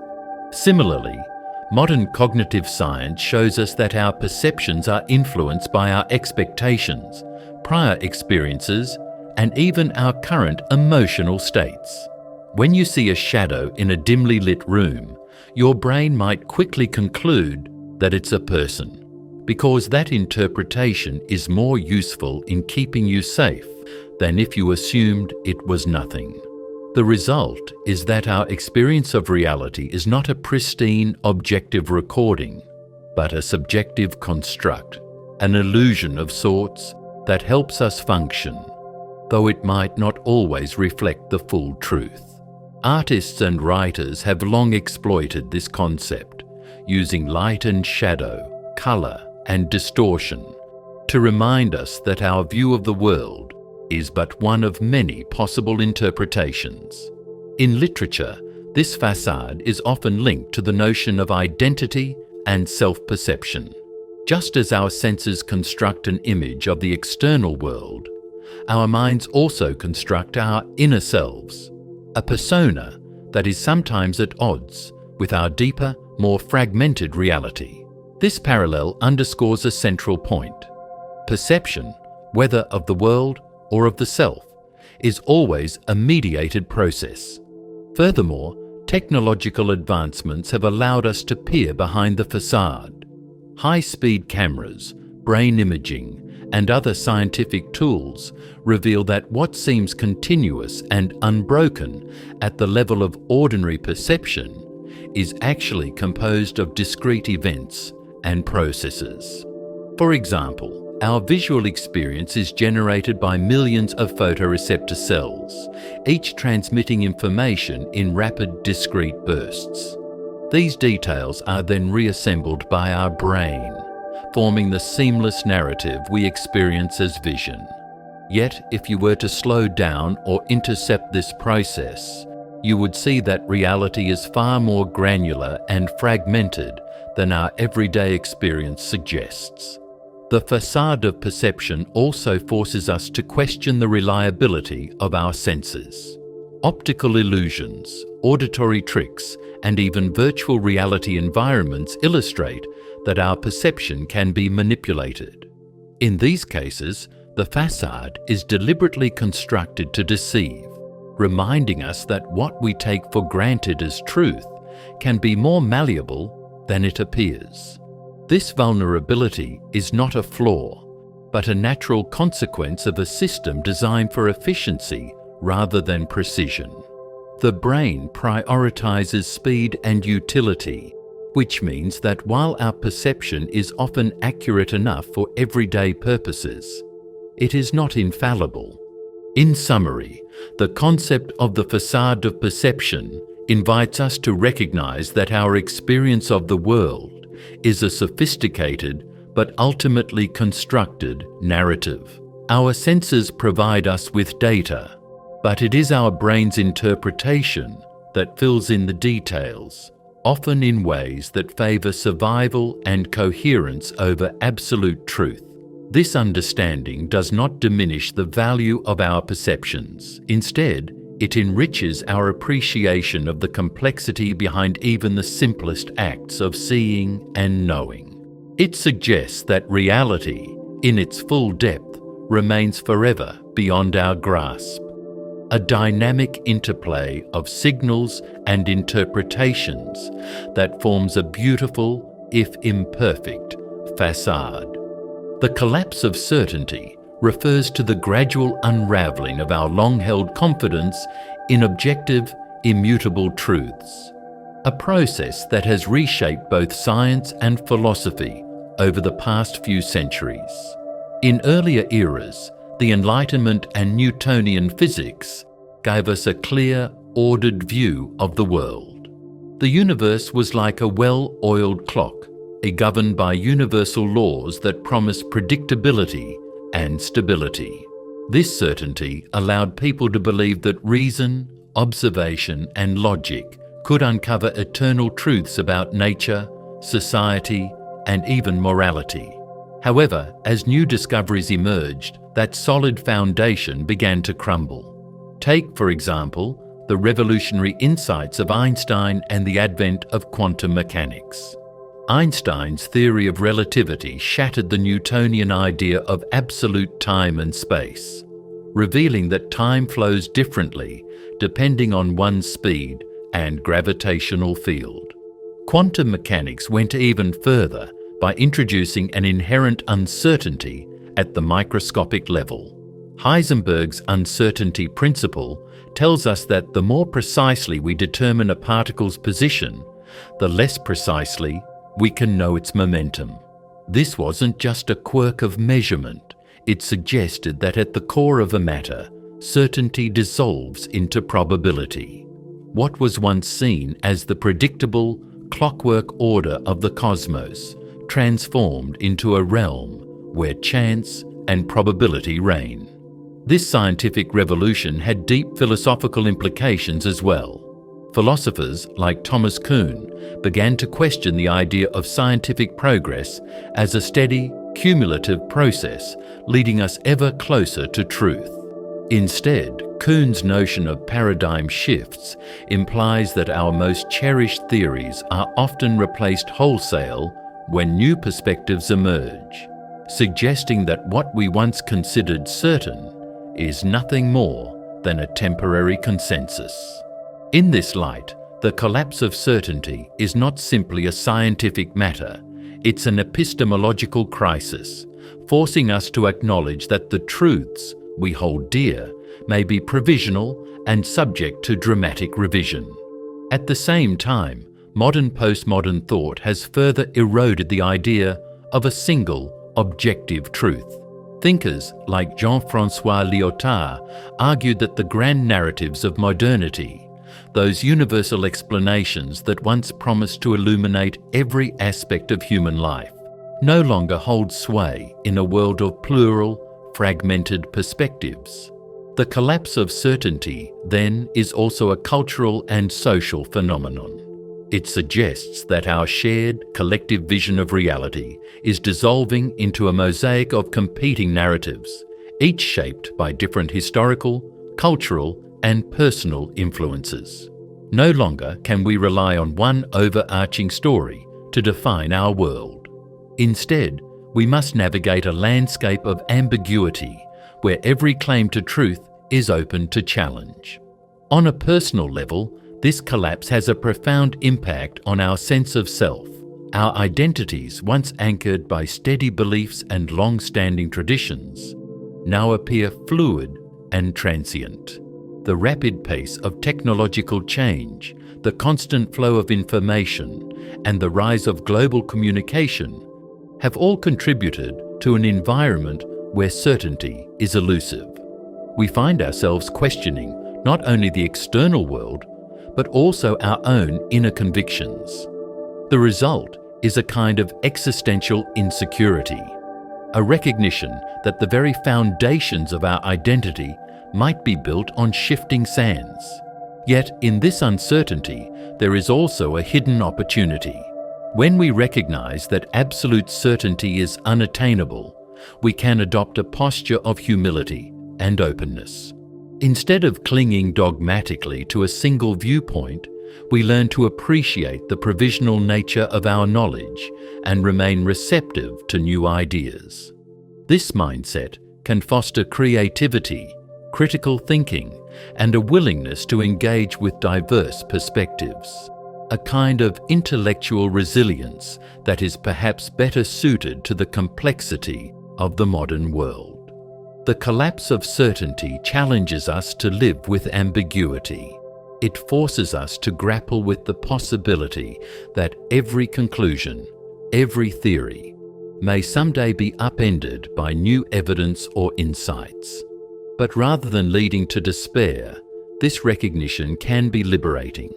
It encourages us to see knowledge not as a static collection of absolute truths, but as an ongoing dynamic process of discovery. In this process, doubt is not a failure. It's an essential part of inquiry that drives us to question, refine, and improve our understanding of the world. Ultimately, the collapse of certainty reminds us that while our world may no longer offer the comforting solidity of universal truths, it also opens up a vast space for innovation, dialogue, and growth. As we navigate the complexities of an uncertain universe, we are challenged to build our beliefs on a foundation of careful skepticism and creative exploration, always aware that the pursuit of knowledge is a journey without a final destination. The Dream of Determinism explores the notion that every event, every decision, and every outcome in the universe is the inevitable result of preceding causes, an idea that has captivated thinkers from classical physics to contemporary philosophy. At its core, determinism promises a universe that is orderly and predictable, where free will is an illusion, and every phenomenon can, in principle, be traced back to a chain of causes. This vision is epitomized in the concept of Laplace's demon, a hypothetical intellect that, knowing all forces and positions at a given moment, could predict the future with perfect accuracy. Such a view presents a dream of total control, a hope that if we could just understand the workings of the universe completely, we might eliminate uncertainty and chaos from our lives. In the realm of classical mechanics, determinism reigned supreme. Newton's laws provided a framework in which the motions of planets, the fall of an apple, and even human actions seemed to follow strict, calculable rules. This dream of determinism instilled great confidence in the idea that, with enough information, one could forecast future events precisely. It underpinned the scientific revolution, suggesting that nature was a vast machine operating in a well-ordered manner. However, as science advanced, cracks appeared in this deterministic edifice.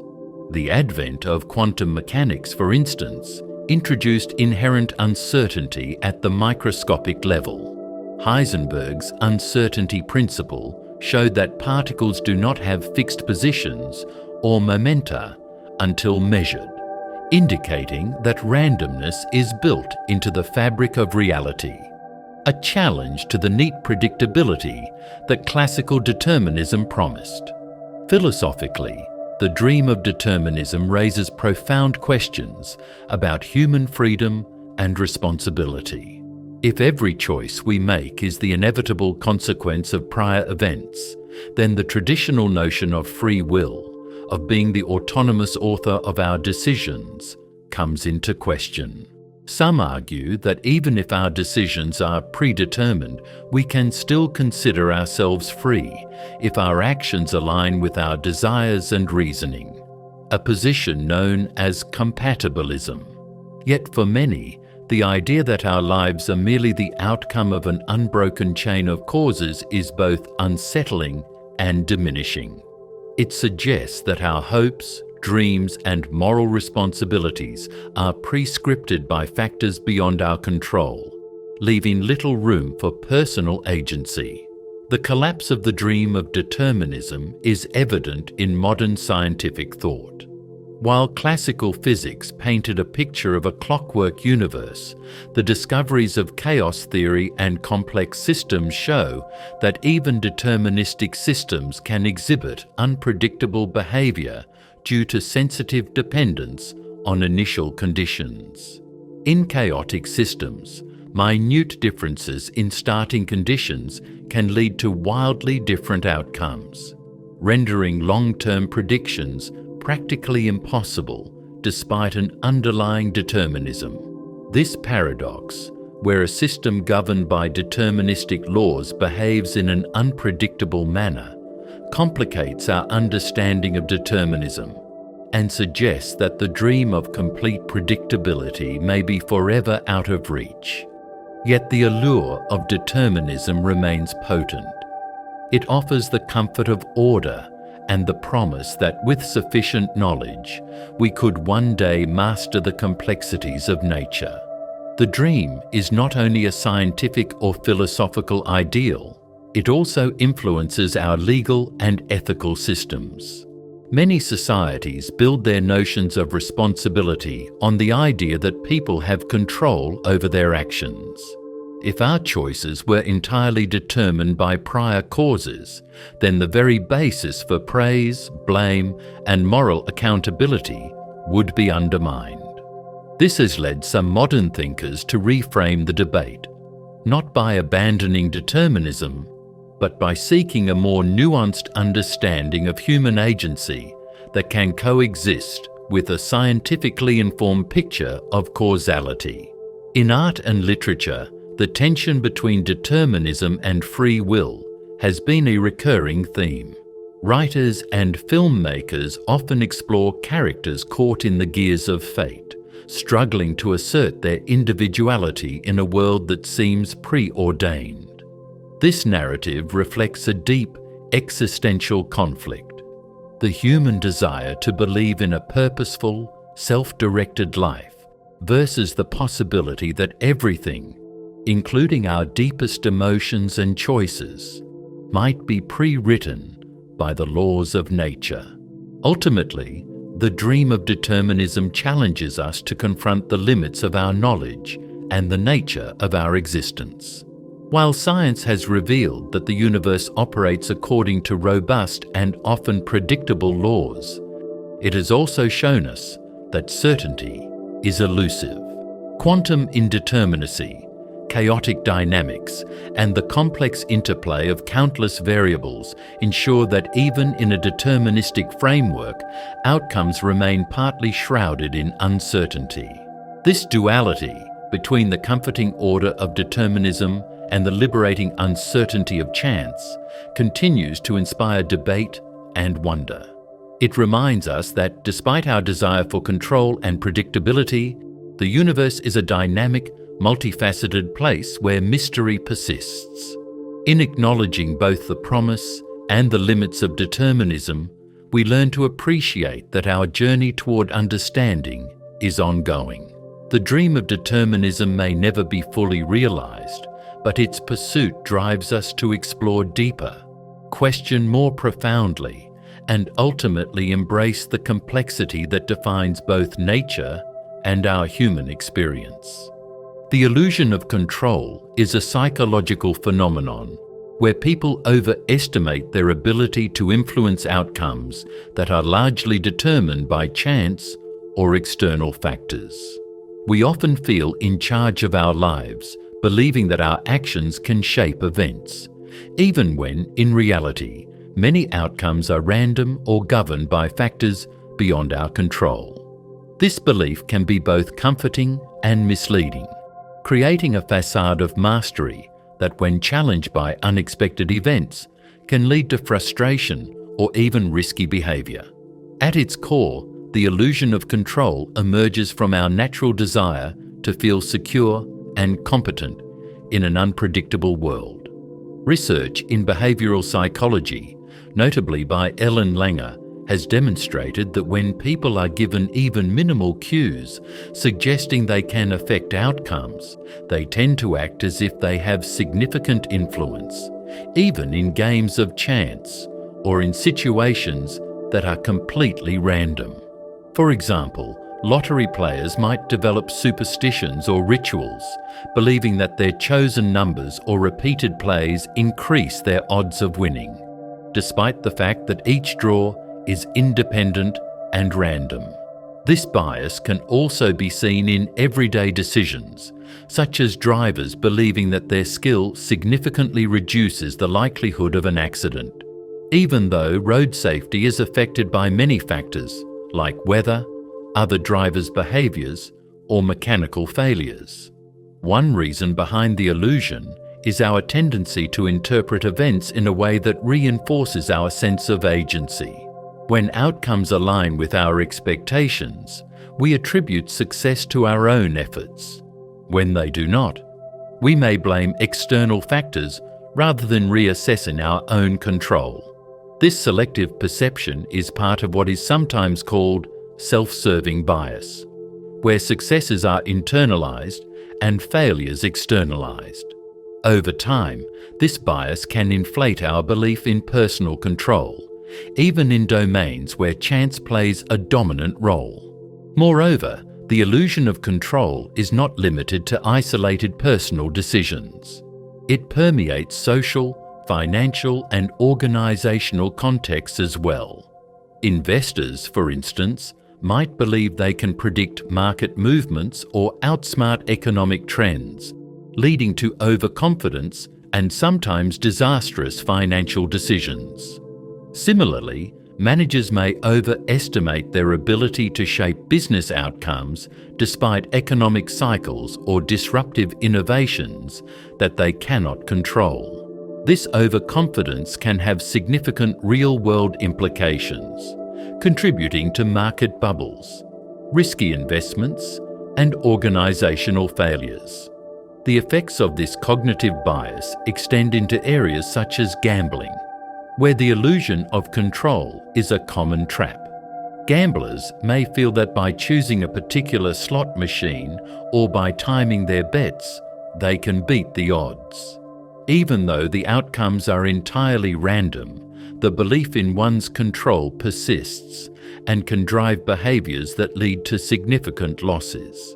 In another context, in sports or competitive endeavors, athletes sometimes develop routines or lucky charms to enhance performance. These behaviors, though seemingly irrational, serve to maintain the belief that they hold some sway over outcomes that are, in fact, largely contingent on many external variables. One of the challenges posed by the illusion of control is that it can lead to maladaptive behaviors. When individuals overestimate their control, they may ignore crucial risks or fail to prepare adequately for adverse outcomes. For instance, a driver convinced of their superior skill might take unnecessary risks on the road, leading to a higher likelihood of accidents. In business, Overconfidence can result in poor strategic decisions when leaders assume they can manage unpredictable market conditions with ease. At a deeper level, the illusion of control reflects a fundamental tension in human psychology: the desire for predictability and order versus the chaotic nature of reality. While a belief in control can provide comfort and a sense of empowerment, it may also obscure the reality that many aspects of life are inherently uncertain. Recognizing this tension is the first step toward more balanced decision-making. By acknowledging the limits of our control, we can adopt a more cautious and informed approach to risk and uncertainty. In summary, the illusion of control is a pervasive cognitive bias that shapes our perceptions of agency and influence. It leads us to believe that we can steer outcomes, even when those outcomes are largely random or influenced by external factors. This bias affects decisions in a wide array of contexts, from personal habits and financial investments to organizational strategies and sports. While the illusion of control can provide psychological comfort and motivation, it also carries the risk of overconfidence, poor decision-making, and unintended consequences. By becoming aware of this bias, we can strive to balance our need for control with an honest assessment of the unpredictable, complex world around us. The fragmentation of reality describes the process by which our once unified, stable view of the world is splintered into disparate, sometimes conflicting narratives. In earlier times, many people assumed that there was one coherent reality, a single truth that underpinned nature, society, and personal experience. Over the past few centuries, however, advances in science, technology, and philosophy have undermined that comforting unity. Today, rather than one shared worldview, we find ourselves confronted by multiple layers of reality that are constructed by different media, cultural influences, and individual experiences. In our everyday lives, we once took for granted that our senses offered us a direct window onto the world. We believed that what we saw, heard, and felt reflected an objective truth.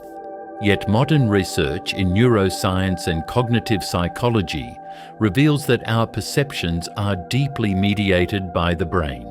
Our senses collect raw data, but it is our brain that organizes, filters, and even alters this information to create a coherent picture. This process, while efficient, means that what we experience is not the unadulterated truth of the world, but rather a reconstruction, a facade built from layers of interpretation and expectation. As a result, our understanding of reality is always provisional, assembled moment by moment from both external stimuli and internal biases. The proliferation of digital media and the internet has only deepened this fragmentation. In the past, centralized institutions like major newspapers, academic bodies, and governmental agencies helped create a shared narrative of reality. Today, however, information flows from countless sources, each with its own agenda, style, and selective emphasis.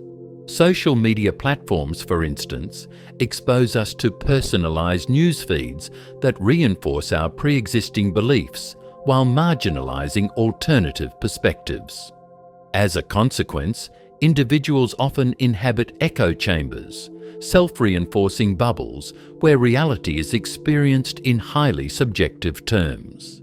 This fragmentation means that two people can view the same event and come away with fundamentally different interpretations, each claiming a version of truth that fits their own cultural or ideological framework. Philosophically, this splintering of reality is closely linked to postmodern critiques of grand narratives. Thinkers such as Jean-François Lyotard argued that the meta-narratives, which once unified society, like the Enlightenment's faith in reason or the universal claims of progress, are no longer tenable. Instead, knowledge and truth become localized, context-dependent, and often contradictory. The collapse of a single authoritative narrative can lead to both liberation and disorientation. On one hand, it opens space for marginalized voices and alternative viewpoints. On the other, it can erode the common ground upon which collective understanding is built. This state of affairs affects us on a personal level as well. Our identities, long anchored by clear-cut roles and traditions, now must adapt to a world where boundaries blur. The idea of a fixed, unchanging self is challenged by the constant influx of conflicting information from our surroundings. We are compelled to continuously negotiate and redefine who we are, as our self-concept is influenced by a myriad of shifting cultural, social, and technological forces. In essence, our inner narratives are as fragmented as the external information we consume, a process that can lead to feelings of isolation, anxiety, or even existential crisis. Yet there is also a creative potential in the fragmentation of reality. The absence of a single, dominant narrative forces us to engage in critical thinking and to piece together our own understanding from multiple sources. This process of synthesis can be both empowering and transformative, as it encourages us to remain open to new ideas and to question our assumptions. By acknowledging that every perspective is partial and that absolute certainty is elusive, we can foster a more flexible and resilient approach to knowledge. In doing so, we might bridge gaps between conflicting viewpoints, finding innovative ways to integrate diverse ideas into a richer, more pluralistic understanding of our world. The idea of fragmentation also invites us to reconsider the nature of truth itself.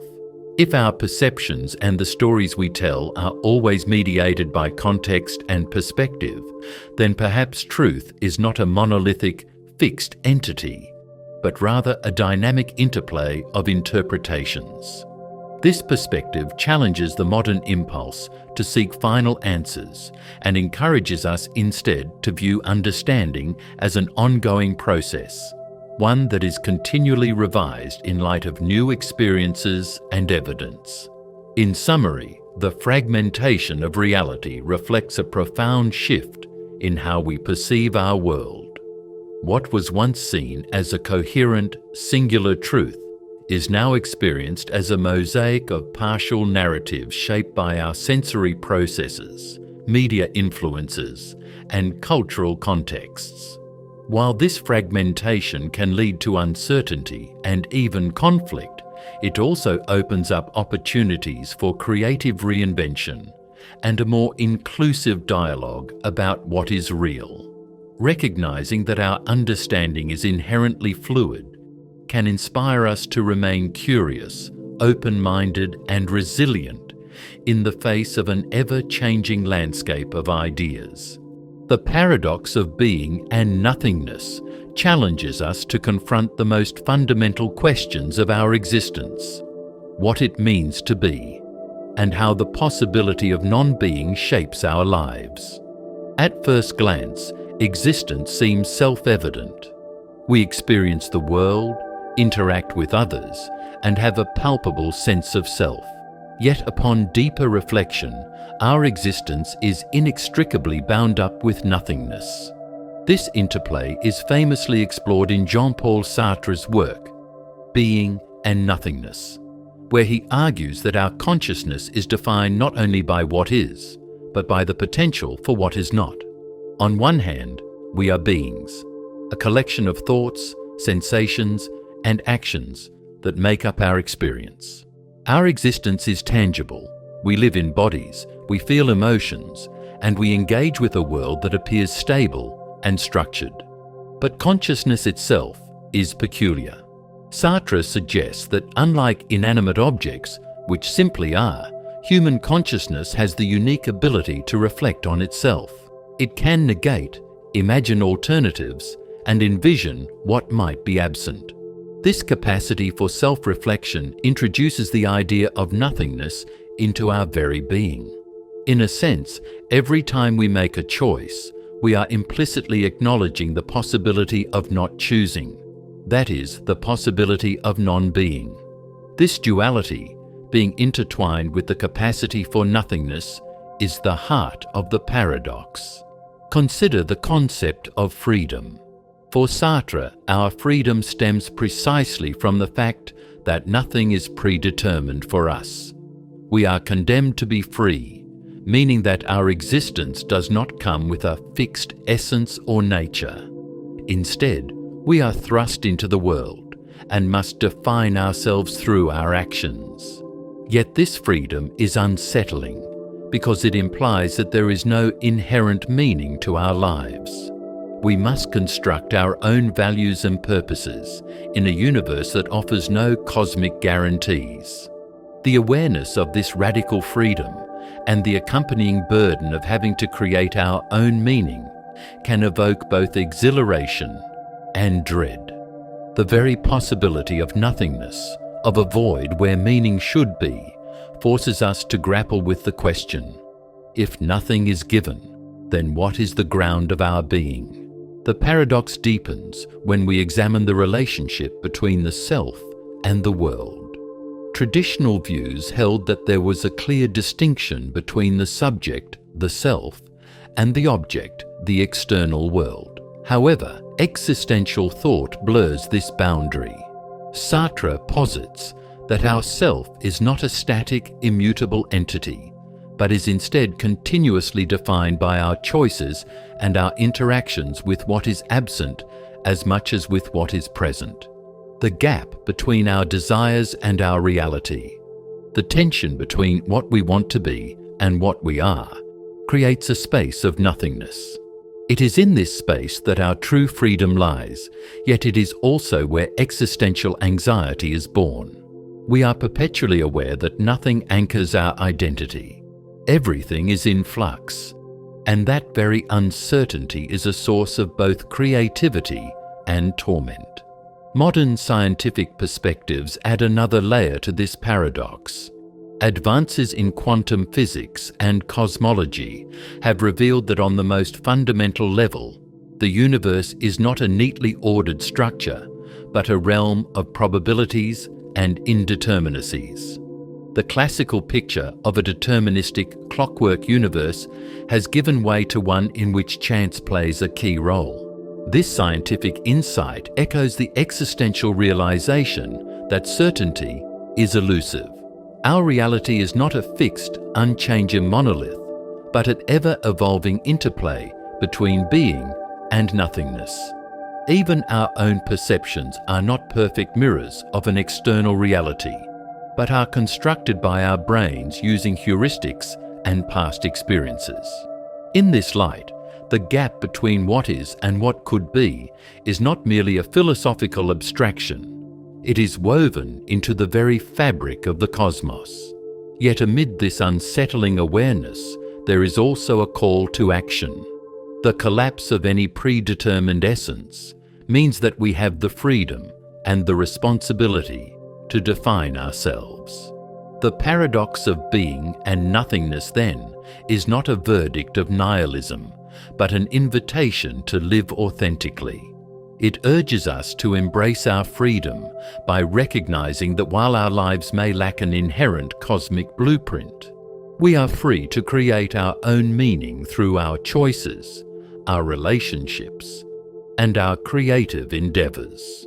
In essence, the paradox of being and nothingness encapsulates the tension between our undeniable existence and the ever-present shadow of non-being. It reminds us that our identity is not fixed, but is continually forged in the crucible of choice and negation. This dual nature of existence, where being is defined by the potential for nothingness, is both the source of our profound freedom and the root of our deepest anxieties. By confronting this paradox, we can learn to appreciate the power of our freedom, to craft a life that, despite the inherent uncertainty and absence of a predetermined essence, is rich with meaning and possibility. The strain of infinite regress captures the heavy burden placed on our attempts to explain phenomena when every explanation seems to demand another and then another ad infinitum. This issue arises in various domains: epistemology, metaphysics, even in our everyday reasoning, and it forces us to confront a dilemma.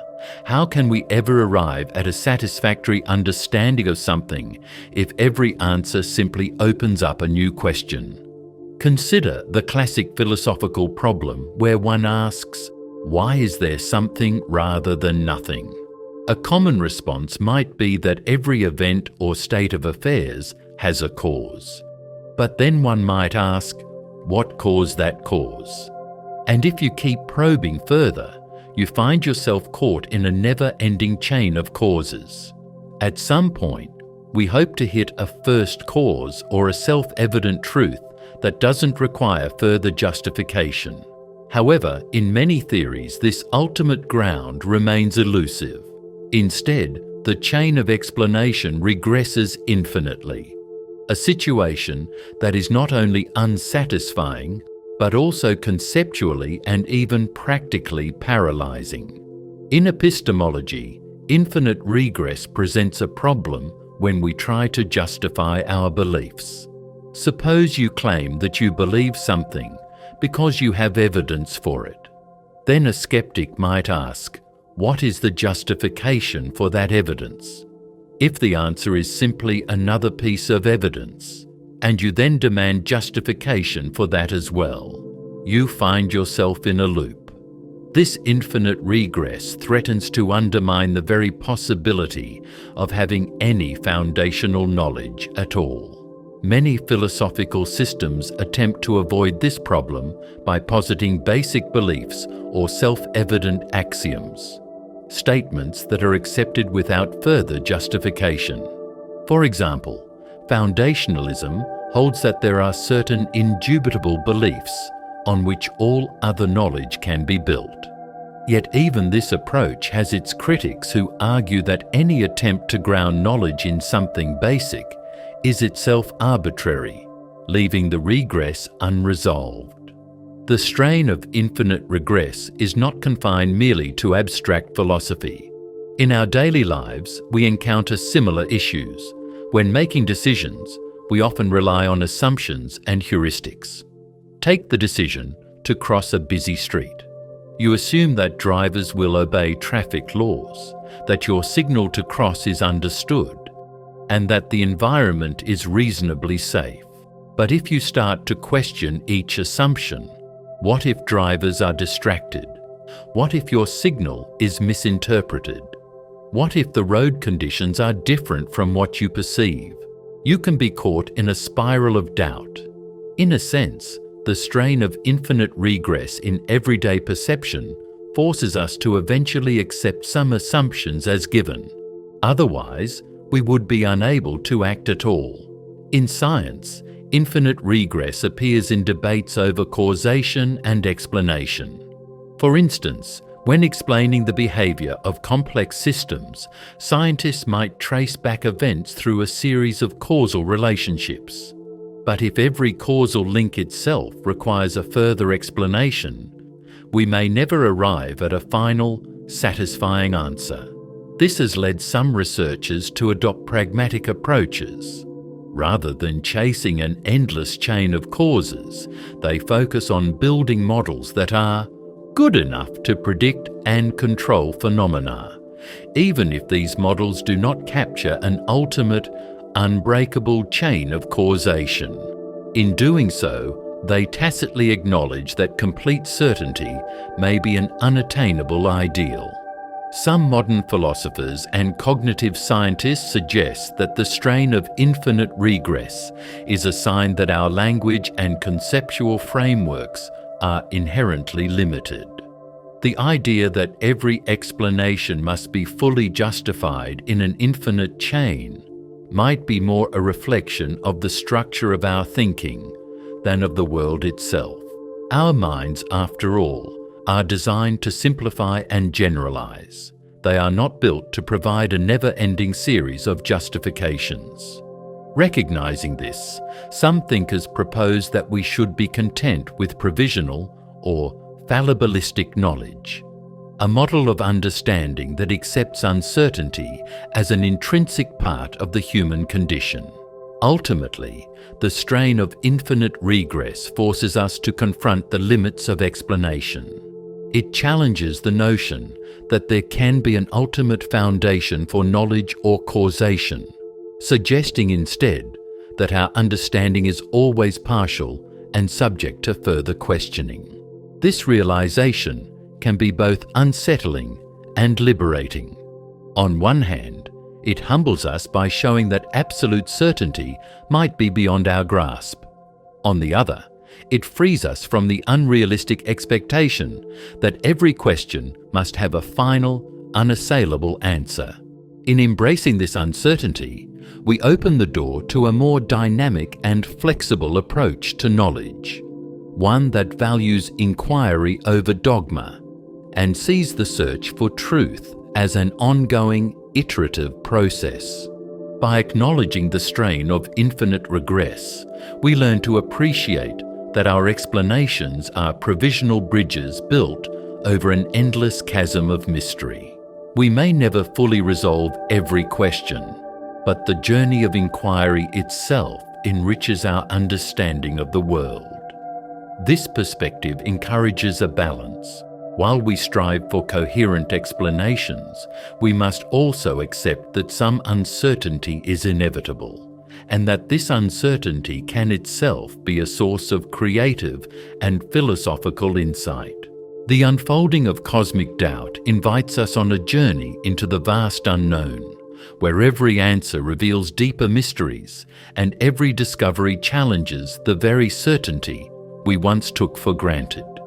In our daily lives, we assume that the world is as it appears, stable, ordered, and knowable. Yet when we step back and gaze into the cosmos, the grand tapestry of space and time, we encounter a profound uncertainty.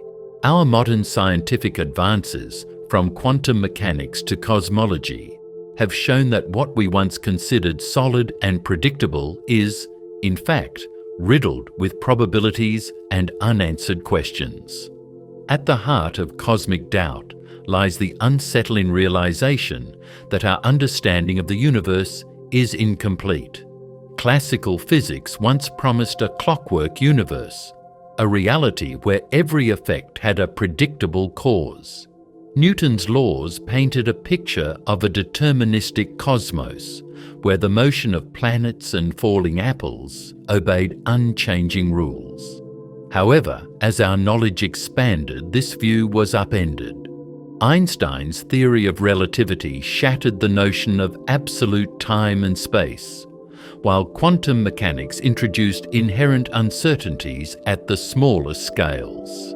The uncertainty principle tells us that the more precisely we know a particle's position, the less precisely we can know its momentum. This interplay of certainty and doubt at the fundamental level echoes throughout our understanding of reality. Cosmic doubt is not limited to the realm of physics. It permeates our philosophical outlook, shaking the foundations of long-held beliefs about truth and existence. In the wake of scientific revolutions, grand narratives that once unified human thought have begun to crumble.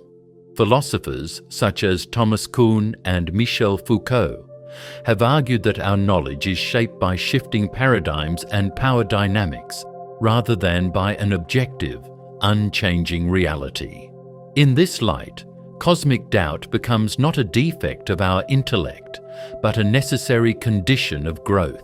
Each discovery opens new avenues of inquiry and reveals the limits of our current models. This doubt is also deeply personal. As we learn more about the universe, we may find ourselves questioning our place within it. The sense of insignificance that arises from contemplating an infinite cosmos can be both humbling and liberating. On one hand, the sheer scale of the universe reminds us that our lives are fleeting and our knowledge is but a drop in an endless ocean. On the other hand, it offers us the freedom to redefine our understanding of meaning and purpose. When certainty dissolves, we are left with the challenge and the opportunity to construct our own narratives, to seek meaning not in externally imposed doctrines, but in the creative act of inquiry itself. Moreover, the unfolding of cosmic doubt is a dynamic process. Scientific theories are not static monuments of truth. They are provisional frameworks that evolve with new evidence. The history of science is replete with examples where a dominant theory was replaced by a more comprehensive one. Consider the transition from the geocentric to the heliocentric model, or from Newtonian mechanics to Einstein's relativity. Each shift underscores that certainty is not an end state, but a stage in an ongoing dialogue with the universe. This understanding encourages us to embrace uncertainty as an inherent part of discovery, rather than as a failing of our intellect. In practical terms, the impact of cosmic doubt reaches into every aspect of human endeavour. It challenges the idea that our technological and social progress can be perfectly planned or controlled. Instead, it reminds us that unpredictability is the very essence of creativity and innovation. In the face of cosmic uncertainty, risk becomes both inevitable and necessary, pushing us to explore, experiment, and ultimately transform our world. This realization is not meant to paralyze us with despair, but rather to inspire a humble, inquisitive spirit that is ever ready to question, learn, and adapt. Ultimately, the unfolding of cosmic doubt is a call to intellectual humility. It asks us to accept that every answer is temporary, every truth provisional. As we gaze into the cosmos, we learn that the pursuit of knowledge is not about capturing an immutable reality, but about engaging in an endless process of questioning and discovery. In this ongoing journey, doubt is not a sign of failure, but a powerful stimulus for growth, a reminder that the universe is far richer and more mysterious than we can ever fully comprehend. Embracing cosmic doubt means acknowledging the limits of our understanding, and in doing so, we open ourselves to a life of perpetual wonder and exploration. The serenity of the absurd emerges from the recognition that life, in all its chaos and inherent lack of cosmic meaning, can be embraced with a quiet acceptance, a calm defiance in the face of an indifferent universe. This concept, central to existentialist thought and particularly illuminated in Albert Camus's The Myth of Sisyphus, suggests that once we confront the absurdity of existence, the clash between our deep-seated need for meaning and a reality that offers none, we can free ourselves from the burden of constantly searching for an elusive, ultimate purpose. Instead of spiraling into despair, we can learn to live with and even appreciate the absurd as a fundamental condition of our lives. At first glance, the absurd seems like a bleak verdict. If the universe has no inherent meaning, then our struggles, our triumphs, and even our suffering might be rendered futile. However, Camus argued that this very confrontation with meaninglessness offers a unique kind of liberation. When we accept that the world does not provide us with preordained answers, we are freed from the relentless pressure to conform to any grand narrative. In this light, the serenity of the absurd is about finding peace in uncertainty, acknowledging that life is intrinsically unpredictable and that its lack of fixed meaning can be a source of creative freedom rather than despair. This acceptance does not mean we resign ourselves to nihilism. Instead, it invites us to become the architects of our own meaning. By recognizing that our search for an external, absolute purpose is doomed to frustration, we can redirect our energy inward. We learn to value the process of living, the relationships we build, the experiences we accumulate, and the small, everyday joys that punctuate our existence. In this way, the absurd becomes a canvas upon which we paint our personal narrative, crafting a life that is authentic and self-determined. Scientific insights also contribute to this perspective. Modern physics, with its revelations in quantum mechanics and relativity, has shown us that certainty is often an illusion. At the microscopic level, uncertainty is built into the fabric of reality, and even the predictable laws of classical physics give way to probabilistic outcomes. This understanding reinforces the idea that the universe does not operate according to a simple, deterministic script. Rather, it is a dynamic, ever-changing interplay of chance and necessity. The serenity of the absurd, then, is also an acknowledgement of the beauty in unpredictability, the realization that the unfolding of events, with all its twists and turns, is a source of wonder in itself. Moreover, on a personal level, embracing the absurd means accepting the inherent contradictions within ourselves. We often construct elaborate narratives about who we are and what our lives should be, only to find that these narratives crumble under the weight of life's unpredictability. The serenity comes from the ability to let go of rigid identities and to appreciate the fluid, ever-evolving nature of our existence. Rather than clinging to a fixed self-image or a prescribed purpose, we learn to adapt, to find meaning in our choices, and to enjoy the creative act of self-definition. This adaptability is not a surrender to chaos, but a courageous acceptance that our lives are ours to shape, even if there is no universal blueprint for what that shape should be. Culturally, the serenity of the absurd is reflected in art, literature, and even humor. Artists and writers have long drawn on the tension between the search for meaning and the acceptance of life's inherent emptiness. Whether through the tragic comedy of Camus's Sisyphus, who, condemned to an eternal, futile task, finds contentment in his endless struggle, or through modern films and novels that celebrate the quirky unpredictability of life, these works invite us to see beauty in imperfection and to find solace in the acceptance of uncertainty. In doing so, they remind us that meaning is not discovered, but created, and that our capacity to imagine and to rebel against the void is itself a profound source of strength. Ultimately, the serenity of the absurd teaches us that peace does not come from unraveling the mysteries of the universe once and for all, but from learning to live with them. It is the art of embracing ambiguity, of finding joy in the process of questioning, and of accepting that our lives are a tapestry woven from both meaning and meaninglessness. In this synthesis, we discover a kind of freedom, a liberation from the tyranny of absolute certainty that allows us to engage with life more fully and authentically.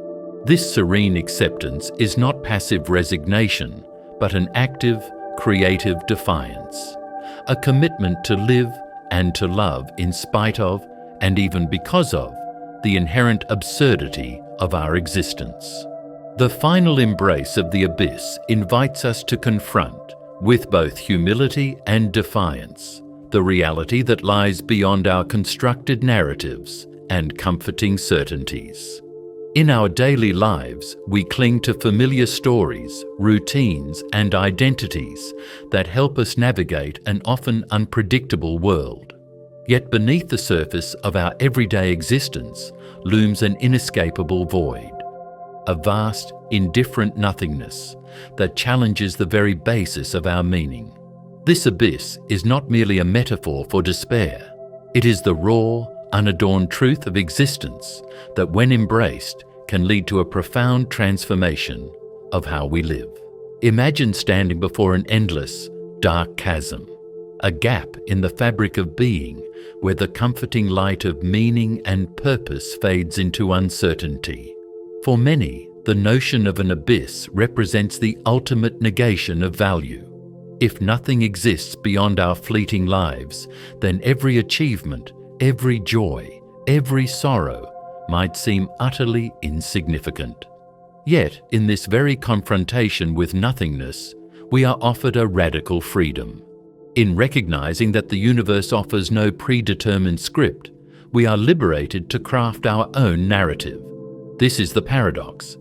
By accepting the abyss for what it is, a void without inherent meaning, we gain the power to redefine our existence on our own terms. Existential philosophers like Albert Camus explored this idea extensively.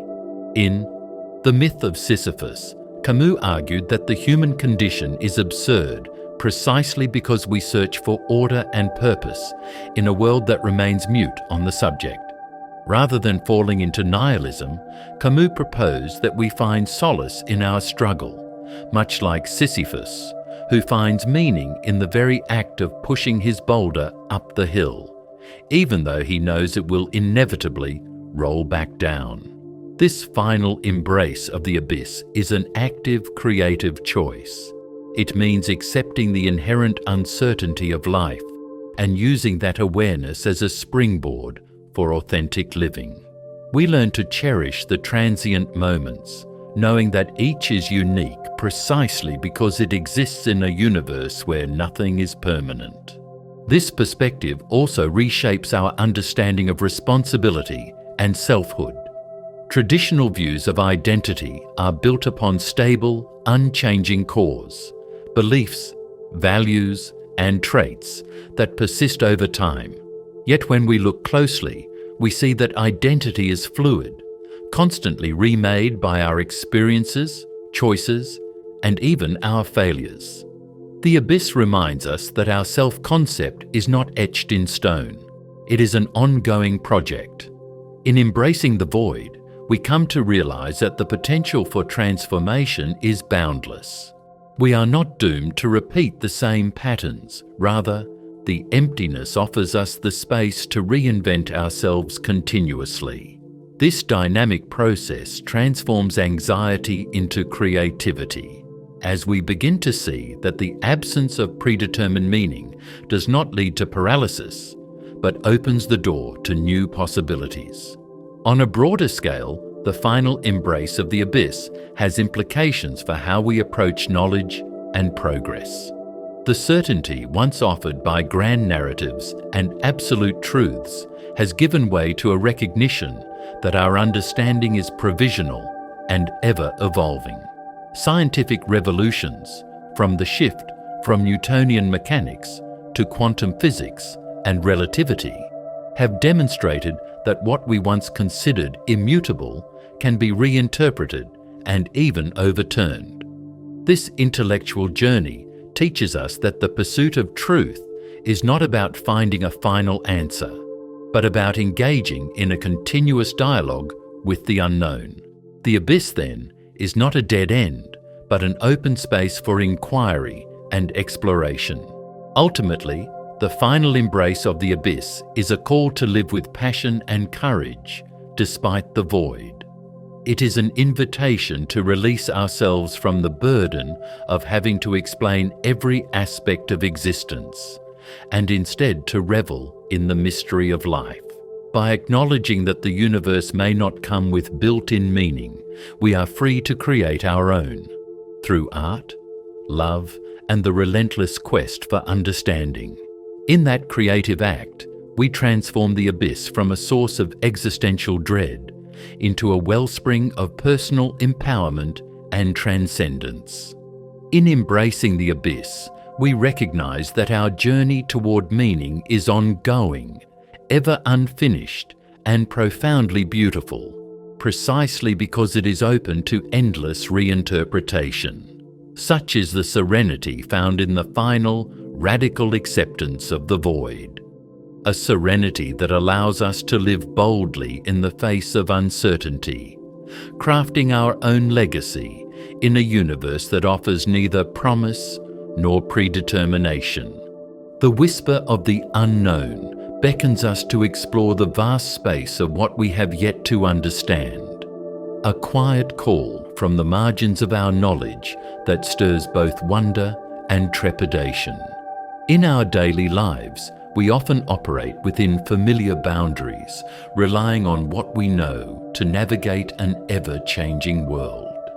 Yet there is a persistent murmur that reminds us that our understanding is always incomplete, that beyond the horizon of certainty lies an expanse of mysteries waiting to be discovered.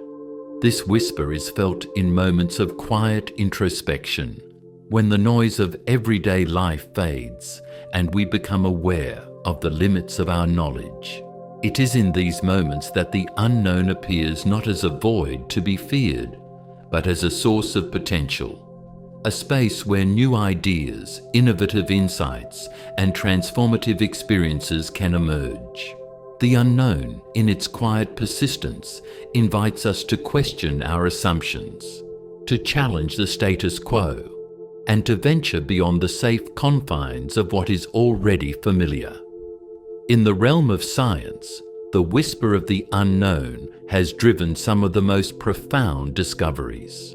Think of the early days of astronomy, when the night sky was a canvas of uncharted territories.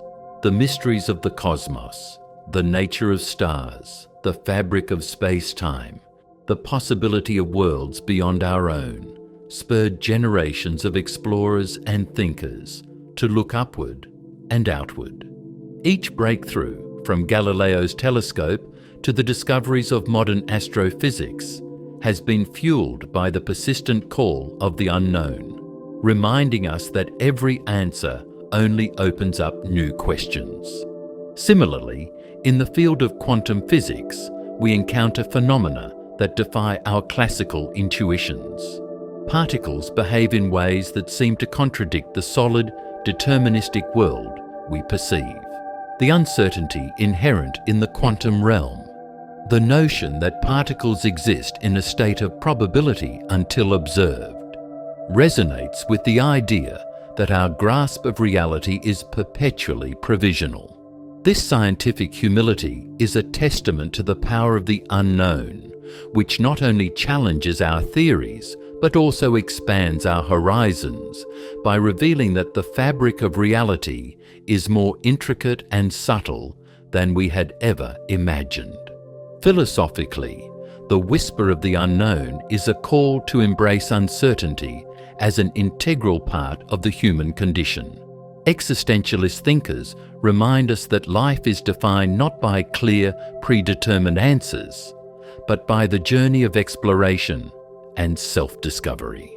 When we accept that we may never fully know the essence of the universe, or even ourselves, we are invited to live with a sense of curiosity and openness. This attitude does not lead to nihilism. Rather, it empowers us to construct our own meanings and values in a world where absolute certainties are elusive. The unknown becomes a canvas for creativity, a space in which we can continuously redefine who we are and what we stand for. On a personal level, the whisper of the unknown can transform our approach to life. It encourages us to be more flexible, to be willing to let go of rigid beliefs that no longer serve us, and to remain open to the surprises that each new day might bring. Rather than being paralyzed by the fear of uncertainty, we can learn to see it as an invitation to growth, a signal that there is always something more to learn, another perspective to consider, or a deeper truth waiting just beyond the edge of our current understanding. This ongoing dance with the unknown is not without its challenges. It demands a delicate balance between curiosity and caution, between the desire for control and the acceptance of mystery. Yet as we learn to listen to the subtle whisper of the unknown, we may find that it offers us not only a richer intellectual life, but also a more profound emotional and spiritual connection to the world. In a universe where every answer leads to new questions, the unknown is the wellspring of possibility, the source of innovation, inspiration, and even personal transformation. Ultimately, the whisper of the unknown is a reminder that our quest for knowledge is an endless, evolving journey. It calls on us to cherish the beauty of mystery and to recognize that the limits of our understanding are not barriers, but stepping stones toward deeper insight. By embracing uncertainty, we allow ourselves to grow, adapt, and discover that within the vast expanse of the unknown lies the potential for extraordinary creativity and meaning. The Veil of Dreams invites us to consider that the world we perceive is not the unfiltered reality, but rather a soft, shifting projection, much like a veil that both conceals and reveals deeper truths. In our waking life, we move through a landscape that feels solid and familiar. Yet when we close our eyes and enter the realm of dreams, we find that our perceptions dissolve into symbols, allegories, and unexpected narratives. This duality suggests that our everyday reality may itself be but one layer, a facade over a deeper, less accessible realm of existence. In many ways, dreams are a window into our subconscious. They weave together memories, emotions, and unspoken desires into stories that often defy logic and conventional structure. The experiences we have in dreams might seem illusory, yet they can carry profound meaning, offering insights into our inner lives. This is why some philosophers and psychologists, from Freud to Jung, have explored dreams not as mere random neural firings, but as expressions of parts of ourselves that remain hidden in our waking hours. The veil, in this context, is the boundary between our conscious awareness and the deeper layers of our psyche.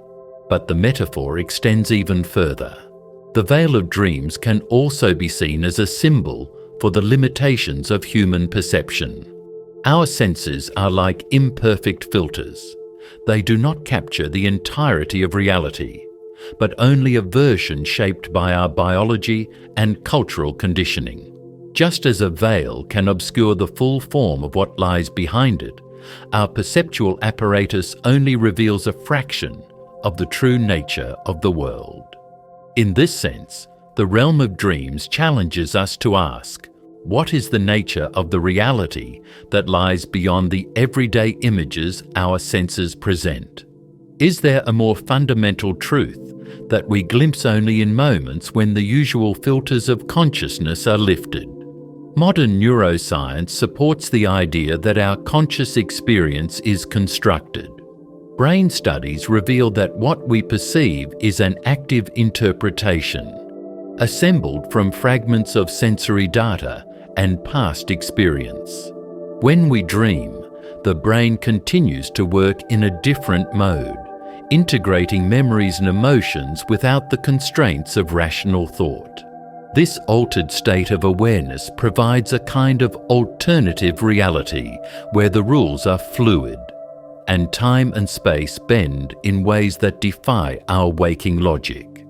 The dream state, then, serves as a laboratory for the mind, where hidden patterns and truths can emerge, challenging our assumptions about how we know what we know. Philosophically, the Veil of Dreams resonates with the idea that our experience of reality is inherently mediated. Thinkers such as Immanuel Kant argued that our understanding of the world is always filtered through the structures of our mind. We do not encounter things as they are in themselves, but only as they appear to us. In this light, dreams offer a glimpse of the unconscious mechanisms that shape our perceptions.